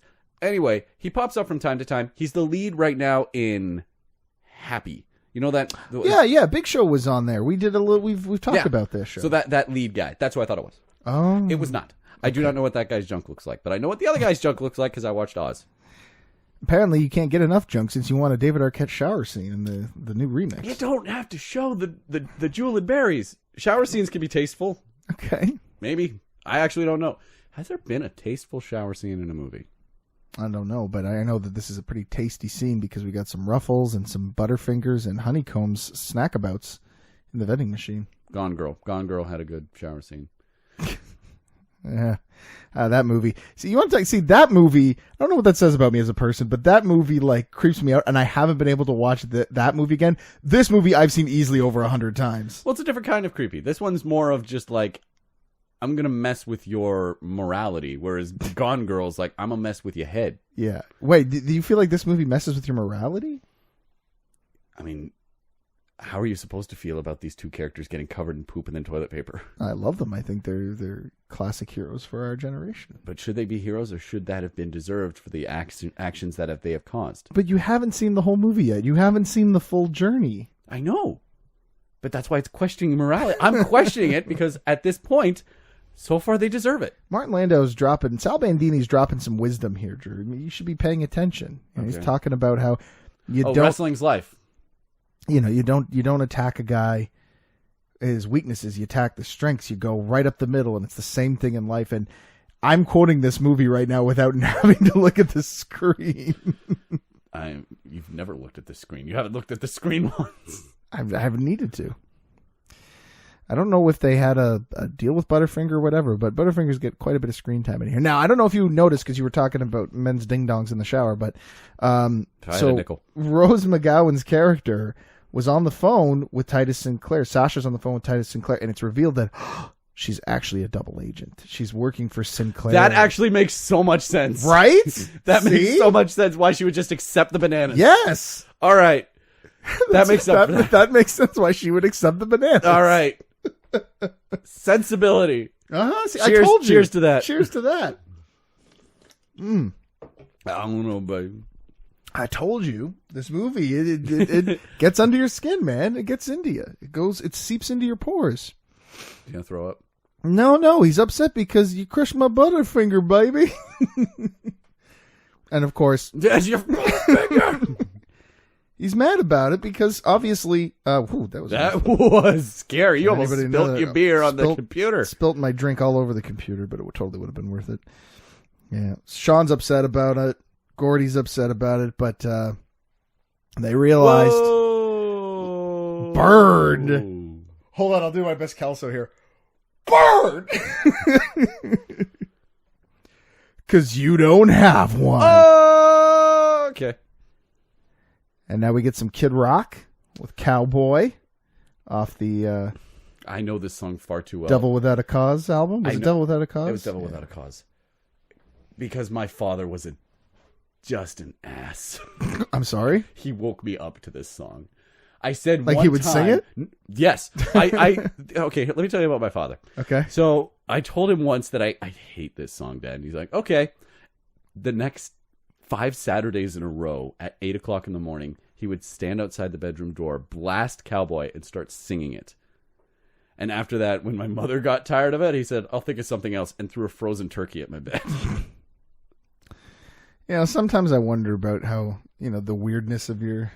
Oh, I just keep telling you stories about my father and my mother, and it just starts to make sense a little bit. The puzzles fall together. All right, so now I want to point out, loving household. This wasn't abuse. It was not like this. Playful back and forth. Oh, yeah. There it is. I love the cracking. It's a good sound effect. Really good sound effect. I'm gonna help you up so I can. Just a second. Oh, just had to kick in the diddly again. God, her delivery is so good in this. Holy humanity. Yeah, see, I told you it would come back. It would come back. It will come back later again, but so now, in case you can't follow along, he's coming back now, and he's realized that he's made some mistakes, and he's growing as a person, and he's realizing that I've got to atone for some of my sins here, as Sean is explaining now to Eugenia. Why did they have a wrestler? Oliver Platt, great actor. Hire him in every movie you can make. Agreed. But it's just confusing me why they didn't just choose a wrestler. I think because my guess is that executives probably looked at it and said, well, this is the meaty character and he's got to emote. He's got emotions. We can't trust this with a wrestler. Please keep in mind, this is 1999, 2000. The biggest wrestling cinema star at the time was Hulk Hogan. And Hulk Hogan, I like his stuff. but he's not exactly what you would call leading man material for a lot of films. And also, you couldn't put him in this role without fans being like, that's Hulk Hogan. And you also have to understand, this is a movie made for wrestling. Well, they say it was made for wrestling fans. I love this movie again. Love this movie. This was made because of wrestling fans. That's a little, I think, off. But how is it off? This movie was made because fans were building an audience, and fans were saying, we want this, and they gave it to them. To be fair, nobody asked for this. I beg to. Nobody asked for this. For years, would have been asking. First and foremost, for I want to say a movie about wrestling. You missed a great line there where he said he's going to go get his money, he's going to go get his belt bag, and he's going to go get that boy a damn good dentist. That's good. Great line. You can't look me dead in the eye. Like, before Ready to Rumble, people were saying, I want a wrestling movie. We had a wrestling movie. It was called Grunt, and it was amazing. Listen back to Ropes to Reels to find out how I feel about that. We don't have time. And another Nitro shirt. Why? Are you all right? Oh, I think something was trying to come out of me there. I think something did come out of you. Oh, you're gonna have to clean the floors after. That's a ballsy father. Good stunt work right there. So WCW apparently had created this movie as a way to kind of regain some of their fans that they felt like they were losing touch with. I don't know why they thought this was the way to do it. Again, like I said, I mean, I love this movie. I do love this movie, but I totally understand why people don't see it the way that I see it. But I love this movie. I really, really do. All right, so catch you up. No, they're going back to get the belts. What is he, just getting his ring gear out of the trailer? Okay, see, this is why I'm here to explain it to you. Yeah. So they're back in Wyoming. They're going to do some more training. They can't train with Sal because he's in the hospital. Oh, sorry, medical facility. Right. So the three of them, Sean, Gordy, and the King, are going to go back to Wyoming to do some training together, and that's what we're going to do. They're going to look for a new crew, a new posse, and then they're going to go to Vegas. He just said Charles Manson followed his dream. So did Michael Bolton. Yeah. What's wrong with Michael Bolton? Is that a thing? To be fair, this was like before Jack Sparrow, so it was still kind of, I don't want to say it was in vogue or cool to pick on Michael Bolton, because, I mean, but it wasn't, people wouldn't have objected. Oh, okay. They just would have said, that was kind of a silly joke. Yeah, fair enough. And that was it. Sorry to interrupt, you were saying. Oh, pick the posse. That's what it was. They got to go to Vegas and get a new King's Court. More cameos? Or is these just random go-getters? Hey! Random go-getters. Jeff was in our thing for a very, very short period of time. Yeah, I could see him. I'm going to get him to try again so that he can pop in. Okay. He cop. That's basically your character, Father. Yeah. You cop. He cop. But yes, you're right. He cop. Oh, is this the late 90s where no dreams are stupid? This is the all is lost moment. Oh, yes. Yeah. Pivotal all is lost moment. It's time for me to grow up. I feel for him, though. I feel him. I tell you. Every day I wake up and everyone tells me this network is stupid. Every time I wake up and I realize I got to shave again. That's when you realize life hates you. Also, this network is not stupid. You got to talk to Hornswoggle. That's true, yeah. It's all been worth it.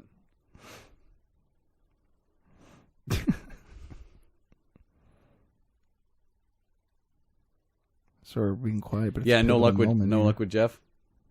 I'm trying to get him back on here. Nah. He might not do it, but I told him we'll be on if he changes his mind. All right. Posse tryouts. Let's see what happens here.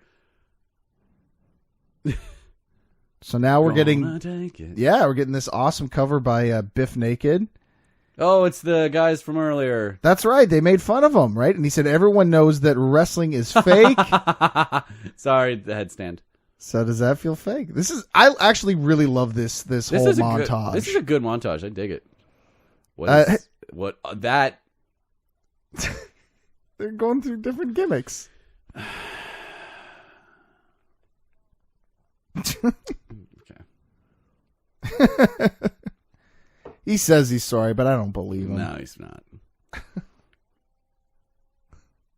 I do like this joke.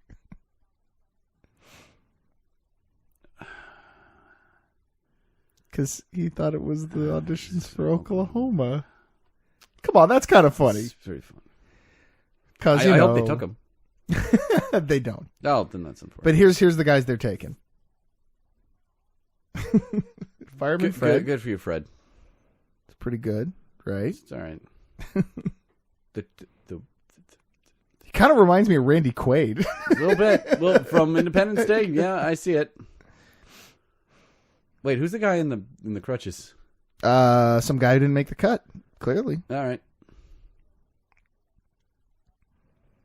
So obviously the gag here is that she's Come pretty kitty. she dresses scantily, and that's a big thing in wrestling now. There, you into the ring. That's pretty much all you needed at that point. we get our little Rocky moment here now. Jimmy King's finally They coming should be on around. unicycles. Wait, what? I don't know. At this point, go all out with it. Just, not so. Let's lose our minds. Are there children? Yeah, they were like in Rocky. They were running alongside him. Fair enough. Come on, man, get with the program. There you go. She made her comeback. She did. She's back. She did. Yeah, I told you she'd come back. It's great. Not getting sick, are you? No, I've been talking for an hour and a half. The throat. You're getting rumbled. And the only liquid I've had is carbonated and alcoholic. So my throat is like, well, screw you too. I suppose that's understandable in that case. Who are you? That was the girl, Brittany, that he was trying to pick up at the drive-thru. Oh, he realizes that it's not only about looks. Well, I mean, to be fair, she's quite attractive. She's very attractive. But it's like the entire time he was talking about Blondie. What was her name? Brittany. I was close. It's all about the butt. It's all about the face. It's all about the hair. That's all he talked about. I'm pretty sure he didn't say it's all about the butt. No, but... he was only talking about the butt, the hair, and the face. Okay. When he was at the drive-thru and David Arquette was screaming obscenities, he was complimenting her face, her butt, and her hair. Okay. So it's all about appearance, and then all of a sudden, oh, no, it's actually about the person within. Because I looked at this person's appearance who looked like, again, a drunk Big Lebowski. Yeah. Or, sorry, hippie Big Lebowski. Okay. And then I realized, no, he's actually a good guy. Drunk Jimmy King in a dress. Drunk Jimmy King in a dress. That's right. You can, though. He can't. He just said, but he can't. He's sorry. It's like the Robin Williams scene in Good Will Hunting. But you can. You can. You can. I would love it if they did a "It's Not Your Fault" parody right here. Just every time David Arquette says a word, it's not your fault. Yeah, man. This movie's not your fault. Okay, hey, calm down, pal. You're not being fair. Come on, that was easy. You fed that to me. That is not my fault. It's not my fault. I guess it's not. It's not my fault. It's not your fault. It's not my fault. It's not your fault. Hey, Drew. Yeah. I'm sorry. Thank you. Just thought you'd like to hear that. There, I feel better about episode 56. There you go. I'm sure I did something. Wouldn't it be funny if I wasn't even on that episode? Yeah, it would. Actually. What's happening? What's happening? What's going on? Well, they left a little prematurely, so to speak. That might be the word here. Hey, there you go. You got your man butt. And I mean, what a man butt. Scott Kahn's butt. Is it also, first off, good butt? Second off, is it bad that I want that comforter? No, I feel the same way. That was dope, man. I saw NWO, Macho Man, Sting. I'm like, that's got all the greatest hits right there. I want that blanket. There you go, Royal Bash. All right, not bad. And we got Baby I Got Your Money. Baby, I got your money. Say, hey, baby, I got your money. Hey, dirty. Sexy. Oh, that's where you draw the line, huh? That's the one. Sexy. There it is. Hey, Sting. That's right now. You got to listen up here to the Stinger and Sinclair. That's right. So basically, Sinclair's threatening Sting now, saying, "Hey, you're gonna sabotage Jimmy King, or else I'm gonna do bad things to your career." Do you not know Sting's character? Like, anybody could prevent this. Scott Hall or Kevin Nash could prevent it from happening, but you go to the guy whose literal gimmick is the vigilante. Yeah, looking back, it doesn't make sense. Well, I don't see how this could go awry. I mean, to be fair, every other WCW employee has helped him, right? Yeah. Well, no, Scott Hall or Kevin Nash. No, they did not appear in this film. Hello, Sally. What? Looking good, baby. That's what he's saying, man. So he's got his... You look like Jim Carrey from Dumb and Dumber. He looks like his dad. No, wait. Which one wore the red suit? Neither of them. It was blue and orange. Oh, okay. Who wore the orange suit? What's that? Was it Harold or Lloyd? Which one of the Dummers? I think Harry was the orange, but I honestly don't know. Basically, I'm calling him either Jeff Daniels or Jim Carrey. It's fill-in joke here. Okay. Fair enough. I just described the script. Filled-in joke here. I wouldn't be surprised if there was a lot of ad-libbing going on in this. I think there was a lot of ad directing. Like, let's have a truck that man. comes around the corner, and when it hits the septic tank, explodes from that. That bothers me. That was back in the first act, man. We're in the third act now. Do you mind? Oh, sorry. I'll make this more relevant. That's right. There's no other nonsense I could pick out from this. All right. It's a top, but the cage of death. Are there dogs in it? No, it is not a kennel from hell. It's the triple cage, another cage that's on top of another cage with fireworks. This is the most... Are you serious? Yeah. Okay. Did this ever happen? Did this match ever actually happen, or is this just movie things? This actually happened. Oh, of course. This is a real match. Of course it's a real match. Okay, let's take a look at this beast. All right. Oh. And there's Michael Buffer, who's going to get probably a couple of $1,000 to say that line. I was going to say that it's no longer copyright. They actually paid the man to do it. Son of guns. Now I can see Jeff DeHaan, but I don't know if Jeff DeHaan can hear us. Jeff DeHaan, can you hear us? Well, okay, so he can hear us. He can hear us, but we can't hear him. But I can't hear him for some reason, so I'm going to try and see if we can fix that somehow. Because I would really love for him to... Hang on. Oh, I thought he was going to do the Let's Get Ready to Rumble thing. No, he doesn't do the Ready to Rumble thing. Speakers, you have it coming out of the laptop, which should work. Yeah, that's what I'm saying. It really should work here. Oh, yeah, speakers, Realtek. I'll give that a shot. Yeah, dude. The Realtek one? Let's see the test here. Well, there's the test, and it seems to... Yeah, I played through. So I'm not sure why. Oh, hold on. I see that's muted for some reason, but I don't want that to be muted. Let's see if I can do some stuff here. Maybe if I stop the screen share, that'll help. I don't know. Mm. Jeff, can you say anything to us? Yeah, he's saying something, but we can't hear anything. We're obviously trying to do something experimental here. Yeah, the movie's not on the screen anymore. I could just assume nonsense is happening. The entrance is happening, yes. I'll shrink it down for you a bit here, Drew, so you can see it, and then we'll continue trying to get Jeff's audio. The thing? Is he going to say the thing? He is going to say the thing. Nah, I'm waiting for it. I know, I'm sorry. I'll go back to sharing it so that we can figure that out. So then that way we can all enjoy Ready to Rumble while we're trying to get and talk a little bit here. There you go. He said it. All right, I'm good. You're done now? I'm all done. You're done. Okay. I think that's the last swig I got. All right.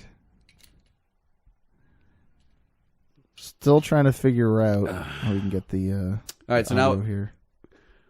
Let me see something here. So what's going on? Well, as you can see here, there's I'm just going to quickly mute that. Movie's muted, but that's fine. It's the wrestling match itself with So let's see if we can hear Jeff now, if maybe it's a volume thing.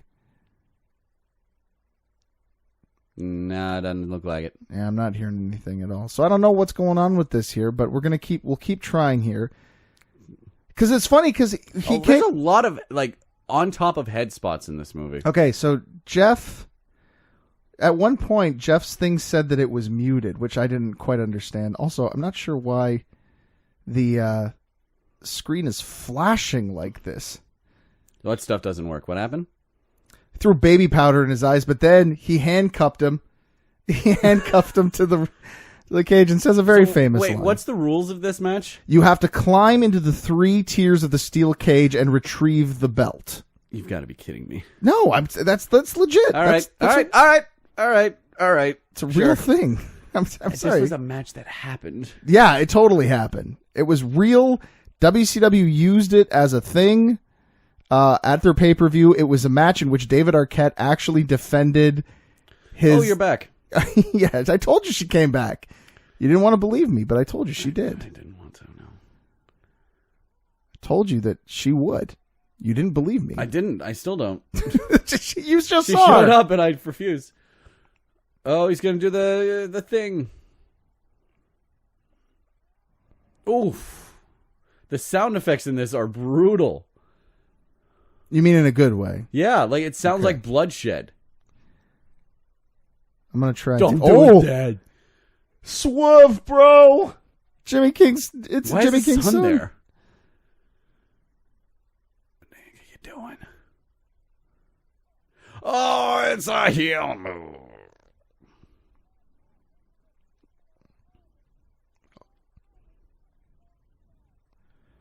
Oh, the humanity. Oh, the huge manatee. There you go. Wait, what's happening now? Oh, you want to know what's happening now, bruh? Yeah. That Bill Goldberg, It's Goldberg, baby. Billy Kidman, and Booker T coming in to save the day. Oh, there's a fourth guy. Who's that? It's Goldberg. They'll find a way.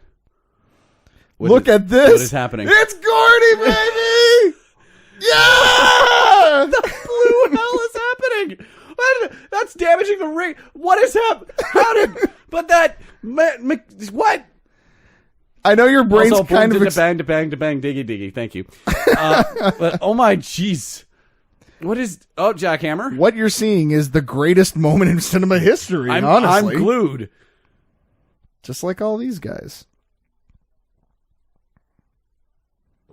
Their son's starting a career with that nonsense.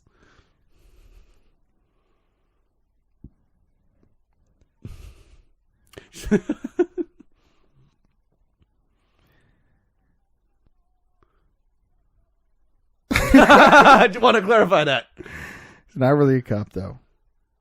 Okay. That's gross. Oh. Wait. Oh, good. It wasn't Goldberg that speared. That's death. If I know anything about professional wrestling, you get speared by Goldberg, you're dead. So look at that. Ooh. Goldberg got to say nice spear. That's pretty good. Yeah. I mean, Okay, so you get a ladder to the first layer of the cage. That's right. How do you get to the third layer? There's a little ladder in there, like a rope ladder. Okay. Yeah. Okay. You're okay with that? I'm fine. You're cool with that? I'm cool with it. What's on fire? Something on fire? No. I don't feel like there's enough gimmicks in this match. She's... You're a mean lady. Oh! Did she just get hit with a chair? Ladder. So I think maybe the second or third, maybe fourth time that we can say she hated this movie. It was probably when she got hit in the face with a... Oh, there's a crutch. That's not a rope ladder. Excuse me. That is a chain ladder. A chain ladder. Because it's a cage match. Which makes There's it no more... room for ropes. That makes it more brutal. Except in the ring. I just realized how dumb that sounded. Sorry, I didn't want to sound dumb while this 3-cage thing was going on. That's possible. Oh my jeez. Guys, hanging someone in a steel cage, there's kind of like a little bit of a stigma there. Like some historical baggage that you probably should know about. Actually, what came first? Big Boss Man or this? Like, who did the hanging in the cell first? Boss Man. Oh. Hey, Sting. Might have been filmed... Just kind of watching, huh? Well, he's got to make his decision. He's a very conflicted individual. Is he? Are you sure he just didn't make the decision after this cowboy came up and told him what to do? He's like, no. Ooh, and look at that. that looked like it hurt. You bet it did. All right, so now what? Oh, you just take it down. That's right. But not if Sting's there to stop you. Oh, right in the... Oh, my. Oh, no. Oh, he did his own stunts. Oh, that had to hurt, buddy. I'm sure it did. Can you believe it? Yes. You're like, yes, I can. This is Sting. Whose dumb idea was it to... He spoke. Yeah, Sting says he's... We're not... There's a positive message here. Yeah. That's appropriate. That's what you figured would happen, That's... Well, at least he wanted it. That's right.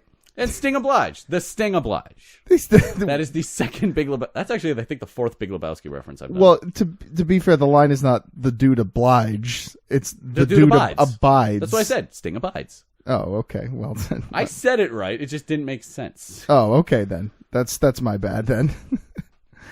I apologize for that. The movie's gone again. Music says something's happening. Right, sorry. What's going on? It's the big they're struggle. Fighting on the top of the cage. Okay. Right. We're still trying to figure out this, how to get Jeff onto this. Oh, stop getting hit in the knockers. Like, where the diddly. Oh, sorry. They actually have a name for it in this movie. Ooh. You gotta hate that. Sorry. He's doing really well. Like, Oliver Platt, the man's incredible in everything he does.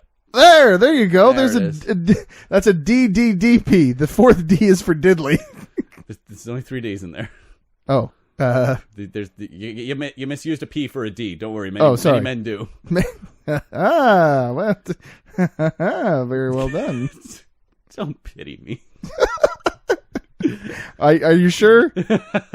Now, check this out. I'm watching. Scoop slam onto the top cage. Oh! He did it on the stunts. He's dead.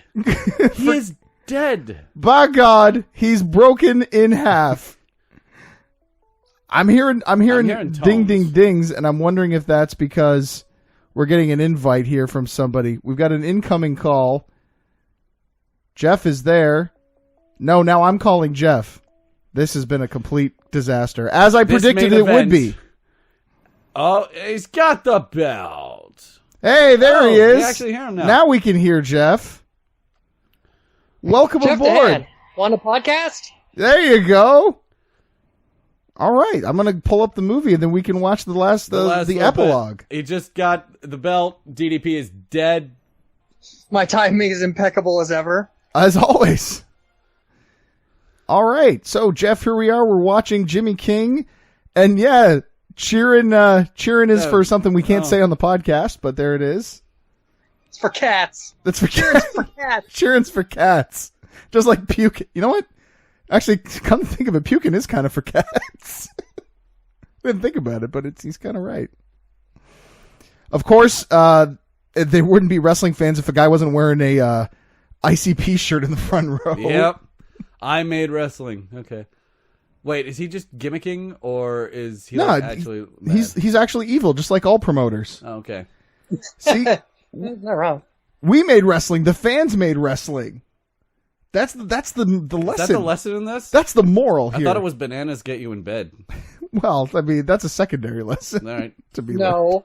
The moral of this movie is that Mean Gene is sexy. Well, we did learn that lesson. Yes, you're right about it. You're not wrong.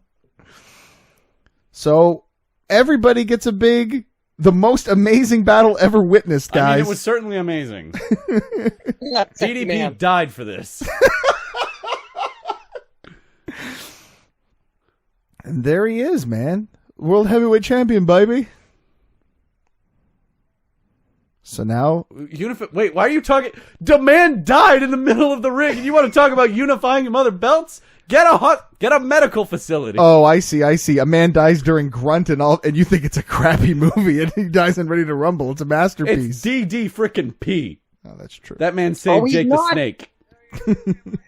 He'll do a couple cobras into down dog and he'll be fine. There you go. Yoga's going to fix that right up. Come on. So Gordy's got himself a gimmick.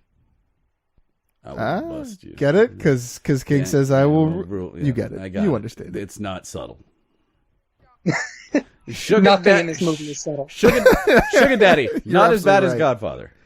Not as bad as Godfather? I meant that backwards. Oh, okay. Godfather's better than Sugar Daddy. Well, yeah. I still love that belt, dude. It's a beautiful belt. There's no question about Really? it. Also, I like that it already has the King labeled on it, even though DDP held it last. The nameplate still says the King. You know what the funny He thing? never got around. Oh, he's alive. Yeah, oh yeah. If you go back to the archives of Wrestling with History, for the longest time they never changed the nameplate anytime the title switched hands. Oh, jumpins. Like, Wait, it had was this all Hulk just a Hogan's story? Was this all just a story he was telling some kids? Yeah. Now, it's a true story. Oh, okay. It actually happened. Okay. Clearly, as you can see here. Because once you become friends with Bill Goldberg, what do? You immediately have him go and get revenge on you for a guy who made fun of you. You get him to do that in his underwear. I want Yes. to point that out because Goldberg's not in anything else but his wrestling gear. And I'm like, you had to walk to the convenience store in that. Yeah, but he looks good, though. You look Well, good. let's put it this way: if you came across him on the street, would you make fun of him? I can't argue with that logic. No, you can't. So now we get our actual happy ending. We had a happy ending before, but that wasn't enough for us greedy wrestling fans. We had to have an even better happy ending. No, they got to go in a Hummer. That's right. But not just any Hummer. A special Hummer, Drew. Why is this a special Hummer? Because it's got Sal Bandini. in a hot tub. Yeah. In the back seat. Yeah. With What Charmel. would King do? What would King do, baby? Wicked. And then we end our film the way that it began, in Lusk. Pardon me. Sorry. Okay. Right off the bat, huh? I have been waiting all movie long for you to see that line. And now you have, and I'm so full of happiness. I'm out of booze. Would you like to say the line that made you break? I will if he won't. Please do, Jeff. So, like Samoan butt sex. Do you? And here it comes. Oh! Oh no! Oh no! A little bit of a tater for the Macho Man. So bad. Wait. And my hand is broken. I see. This is why I really wish I could have gotten Arquette for this. This is the stuff I'd want to ask him about because this makes it look like God. This was so much fun to do. Mm. I love the bloopers in this. It's so good. Oh, I'm actually my butt's getting a little sore. Now. Steve Sting Borden. Yeah. Fair. Joey Pants. Martin Landau. God, he looks like he's just having so much fun. And Louis Arquette, the guy that we talked about earlier, how he had passed away. Yeah. He's in the movie. He plays Jimmy King's dad. Oh, son of a gun. Oh, And she is there's not impressed. no. She has a face of get me the hell out of here. That was pretty much it. I'm pretty sure she fired her agent after this movie, to be honest with you. Oh, good. A super cut of... The crotch shots. Yeah. Oh, the humanity! That's what I'm waiting for. Here it comes. There's just... And that's the greatest movie ever made, Drew. Main event forever. Forever. That's the greatest wrestling movie ever made. It's certainly a wrestling movie that was made. Come on. Tell me one wrestling movie that's better than this. I can't. You can't. That's right. You can't. I don't even care that I've been drinking through this. That's not even the booze talking. That's my love. My love's coming through on this. love. My love's just coming through on this. Oh, jeez. Careful, Adam. It's a family podcast. Oh, it's not at this point. There's been so much... It's been flatulence. It's all been innuendo. Septic tanks. Genitalia is... Smelled like French toast. How did... I'll tell you something. Yeah. Do you know the reason why I'm really happy that this happened? Why are you really Well, happy a couple of reasons. Number one, you got to see this movie that did. I adore. But also now, when I just start quoting this movie out of nowhere, you're finally going to understand what I'm talking about. You're going to stare me in the eyes and go, huh? Huh? Huh? Huh? And I'm just going to sigh in the loudest possible huff I can. Yeah, probably. Welcome to the next 103 episodes of Ropes to Reels. Jeff, Be you're careful now. Every time a van full of nuns drives by, Adam's going to be like, eh? They're farting in there. Was that your favorite part, Jeff? What's your favorite part of the movie? We haven't talked about that. I don't know. I haven't watched it. I haven't actually watched it in a while because my wife hates it. She made the mistake. Divorce right away. Yeah. No, not even any question. Divorce. Child support and alimony. I can't afford either. All right, fine. But she made the mistake one year of saying, "Well, it's your birthday, so we'll watch anything you want." So, guess what the first movie was that I picked? The greatest wrestling movie ever made. Yeah, of course. Drew, what was your favorite scene? The main event. Yeah, like it's a pretty cool climax. That's fun. I probably would have to say that, yeah. Diamond Dallas Page, king of the Bada Bing theme. Bada Bing, king of Bada Bing. They spelled it out. Yeah, because it's a great soundtrack. They couldn't use any of the actual WCW themes, so they had to actually make new songs for the theme songs for the wrestlers. Which, to be fair, were WCW songs themselves were pretty much just knockoffs of popular songs. It's true. It took 4 people to write Cowboy? Yes. Ugh. All right. Sting theme. Yeah. Written by Jimmy Hart. Yeah, so Sting's theme's in this. Yes, you're right. You just said you couldn't use any. But it was produced and conducted by George Clinton, so it was a new version. Oh, okay. Right. It wasn't the actual one. It's just they didn't give it It's not like it was Sting, the king of Bada Bing. Hey, this is a commercial for patreon.com/WrestleMedia.ca, where you can get early access to episodes of your favorite WrestleMedia shows, get full uncut and uncensored versions of your favorite shows, and more. Don't want to hear this commercial on your podcast anymore? Sign up at our main event tier and get these episodes ad-free. Want to hear your own commercial here instead of ours? We've got tiers for that too. Visit patreon.com/WrestleMedia.ca and join the WrestleMedia revolution today. All right, so now that we've gone through it, what's your shine? Because there's no heat. There was no fire in the main event. No. Well, at least not on that one corner post that you pointed out. Come on. How was I not supposed to notice that? Okay, a definite shine. It knows what it is. Hell yeah, it does. You know exactly in the first 5 minutes what you're getting into. And it just doubles down on all that insanity. Mm-hmm. Yep. And it's fun to watch with people, not alone. Yeah, I'll admit that. Like, don't get me wrong. I can watch this movie by myself and enjoy it because of all the jokes and the references and the quotes. Like, I quote this movie the way people quote The Room. Do you know what I mean? Okay. And that's not to say that I compare them in terms of quality. The Room is a far worse film, but it is. But I will say this. This is a really quotable movie for me. But I will admit, I will say that this movie is way, way more fun when you get to watch it with people. Oh, yeah. Which is why I wish we could have all been together to review this one. And I tried to do the tech setup so that we could have some guests pop in whenever they could. And thank God Jeff came on a little bit at the end there, Jeff. So thanks for being a part of this. I appreciate it. But yeah. I mean, technology kind of sucks. I don't know why I didn't have any volume for the first bit, but we figured it out. You're here now. We're talking. And this is true. And I'm happy that we were talking. But yeah, it's a movie you watch with friends. Absolutely. Another shine if you like late 90s alternative rock. This movie has the soundtrack for you, my friend. Oh yeah, we went through the track listing early on, and I talked about how Lit's "My Own Worst Enemy" appears twice in the movie because once is never enough for Lit. This is the Daredevil soundtrack of wrestling movies. Yeah. Yep. I agree with that. I love the complete with a Zappa cover of Britney Spears. Yeah. Yeah. Yeah. That's a thing that happens. He's kind of badass.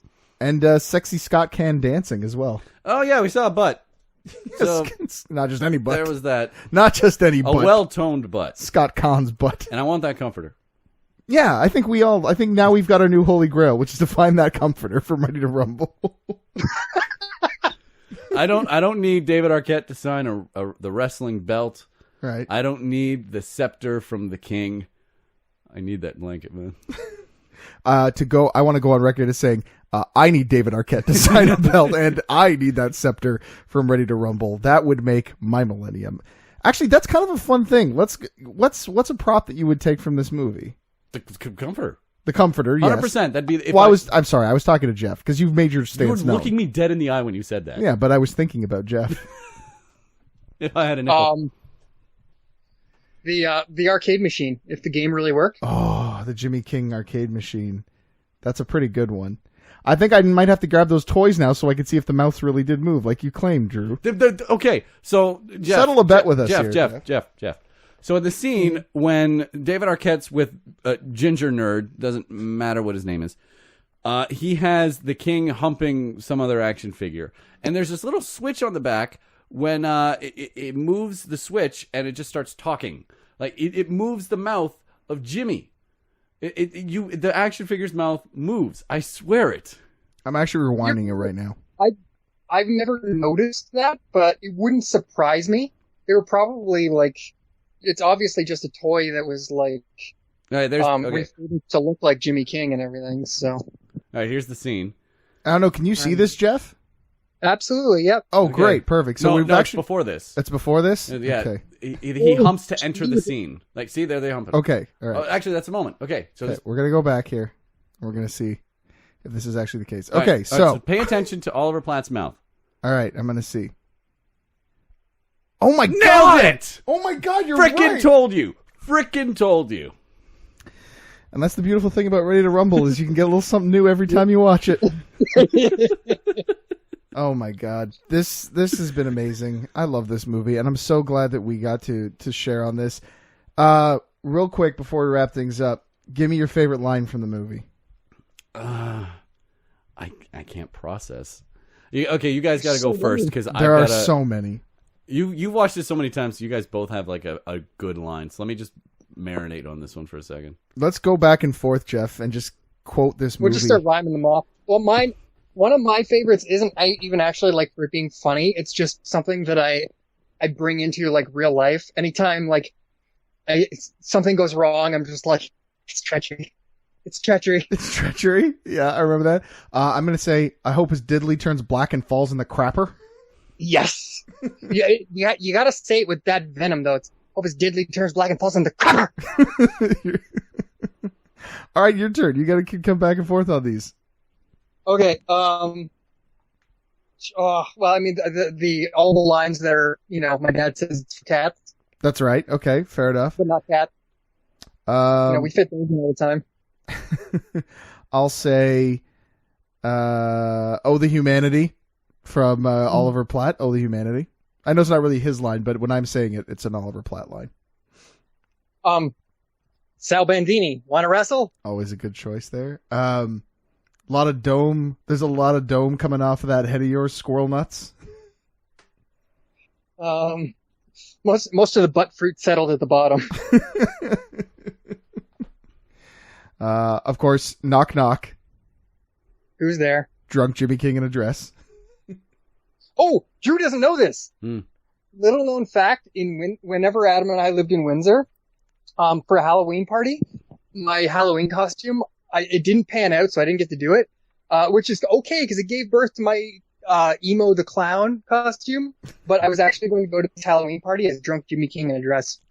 I told him that. I'm sorry. I had to spit that out when that scene came on. I didn't know if you were going to join us or not. I was going to be there. Yeah. So, of course. Truly, a hand blast. Praise him and all his mercies. Now piss off. 5 minutes are up. That's right. Piss off. 5 minutes are up.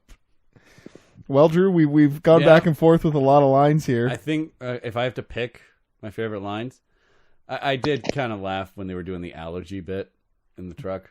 Bogus Sinclair allergies. Yeah. That's one that's evolved into mine, Adam, and Danny's like regular vernacular. Anytime someone makes us tear up at all, it's some sort of allergies. Like I had a bogus chin lock allergies just a few days ago. I did bogus AEW allergies after the Cody Dustin match. Right. Anytime something makes me tear up, it's bogus. Insert whatever the cause is, allergies. And now that one might be my favorite line only because I use it so often. But 5 minutes are up is also right near the top for me. And of course, now that we've all seen the movie, Drew, you will get all the references whenever we make them. And all of you listening to this will get the references when you come and see us live on tour. And we will be on tour throughout the summer. Make sure that you're staying tuned to WrestleMedia.ca for all of that information, as well as all the other shows that we produce here, along with our videos and our blogs. Don't forget to check us out on Twitter, Facebook, and Instagram. You can like and follow us there. Please don't forget to share this podcast with a friend, a family member, or a complete stranger that loves movies or wrestling, or hopefully a combination of the two. Don't forget to like, rate, and review us on iTunes. Give us a 5-star rating, because y'all know, if not for us, for Ready to Rumble, the masterpiece that is Ready to Rumble, please. And finally, of course, you've heard us talk about it. If you have some ducats to throw in the bucket, please do so at patreon.com/WrestleMedia.ca, where you can get more for just a little bit every single month. Drew? Yeah. I can't believe we made it to 100 episodes, man. I can't believe I sat down for 2 hours talking about this thing. Oh, many, many more. Come on, this is going to become... Let's make this an annual tradition. Okay. I'm going to need a bigger flask. You know what you need to do at some point? We need to get Drew to rank the wrestling movies. Ugh. I mean, you've got that you guys have seen. Like, there's been this, there's Grunt, there's No Holds Barred. Like, maybe that can be if he ever does We Have Till 5 again, he can rate his top 5 wrestling movies. I hate you. It'll be like that Bobby Heenan episode where we know Heenan's number 1 because Ready to Rumble is number 1. It's the best wrestling movie. It's the best wrestler, better than all the wrestler. I told you, man. It's just. It's doubled down now. It's just gonna be life now. Now that I understand it, there's more of an opening. It's just life now. This is what life is. This is life now. Drew, do you have any idea what we're doing next week, or we just No, I have no idea. Cool, I think man. it's my turn, isn't it? Because you did. Yep. Man, cool. I'll send you a message when I think of something. Doesn't matter, man. It's all downhill from here. The only way it's going to get better is if we get Arquette on here. Dave, call me. Oh God, Jeff, thanks for joining us, man. I appreciate you being on the show. It was a lot of fun. I was hoping to be here for more of it, but life happens.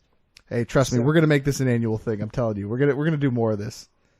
All the big milestones. Every big milestone episode is gonna be Ready to Rumble. We're gonna keep doing. We're gonna keep doing this until we can eventually have an episode where we record us all together doing it. Absolutely, 100%. I agree with that. Remember, and we know other people like this. Me and Kent finished an episode of Forging the Future, singing about Bret Hart being the bestler. That's right. He's better than all. So we know Kent's down. Y'all are terrible. But one thing, this movie is awesome. This movie is not terrible. It's a main event as far as I'm concerned. Drew's opinion doesn't matter. Finally, he gets it. What's a rating? It's 700 stars. 700 stars in the Tokyo Dome. In all seriousness, Drew, how would you rank it? And you know what? I won't kill you if you say it's not a main event. It's not a main event. It's certainly a mid card. Okay, you know what? I'll take that. I've seen so much worse movies. The thing is, it keeps it fun. It keeps it lighthearted. It knows what it is. It's competently made, and it has rewatchability. Like, just because you people have watched it more than you've probably watched wedding videos. Wait. You said rewatchability. Does that mean you want to watch it again? I don't want to, but it's like, I'm sure I can find some enjoyment. Does it mean that we can force you to watch it again? I think it does. Crap. God, this day has been amazing. Thank you, listeners, for 100 episodes. Here's to 100 more and many, many more viewings of Ready to Rumble. On behalf of WrestleMedia, I'm at Adam Kota. That's Sir F Word. And that's Jeff DeHaan. When it comes to the greatest wrestling movie of all time, and maybe the greatest movie we're ever going to watch on this show, Ready to Rumble, that's a wrap. Piss off. It's not even a pay-per-view. Piss off. 5 minutes are up.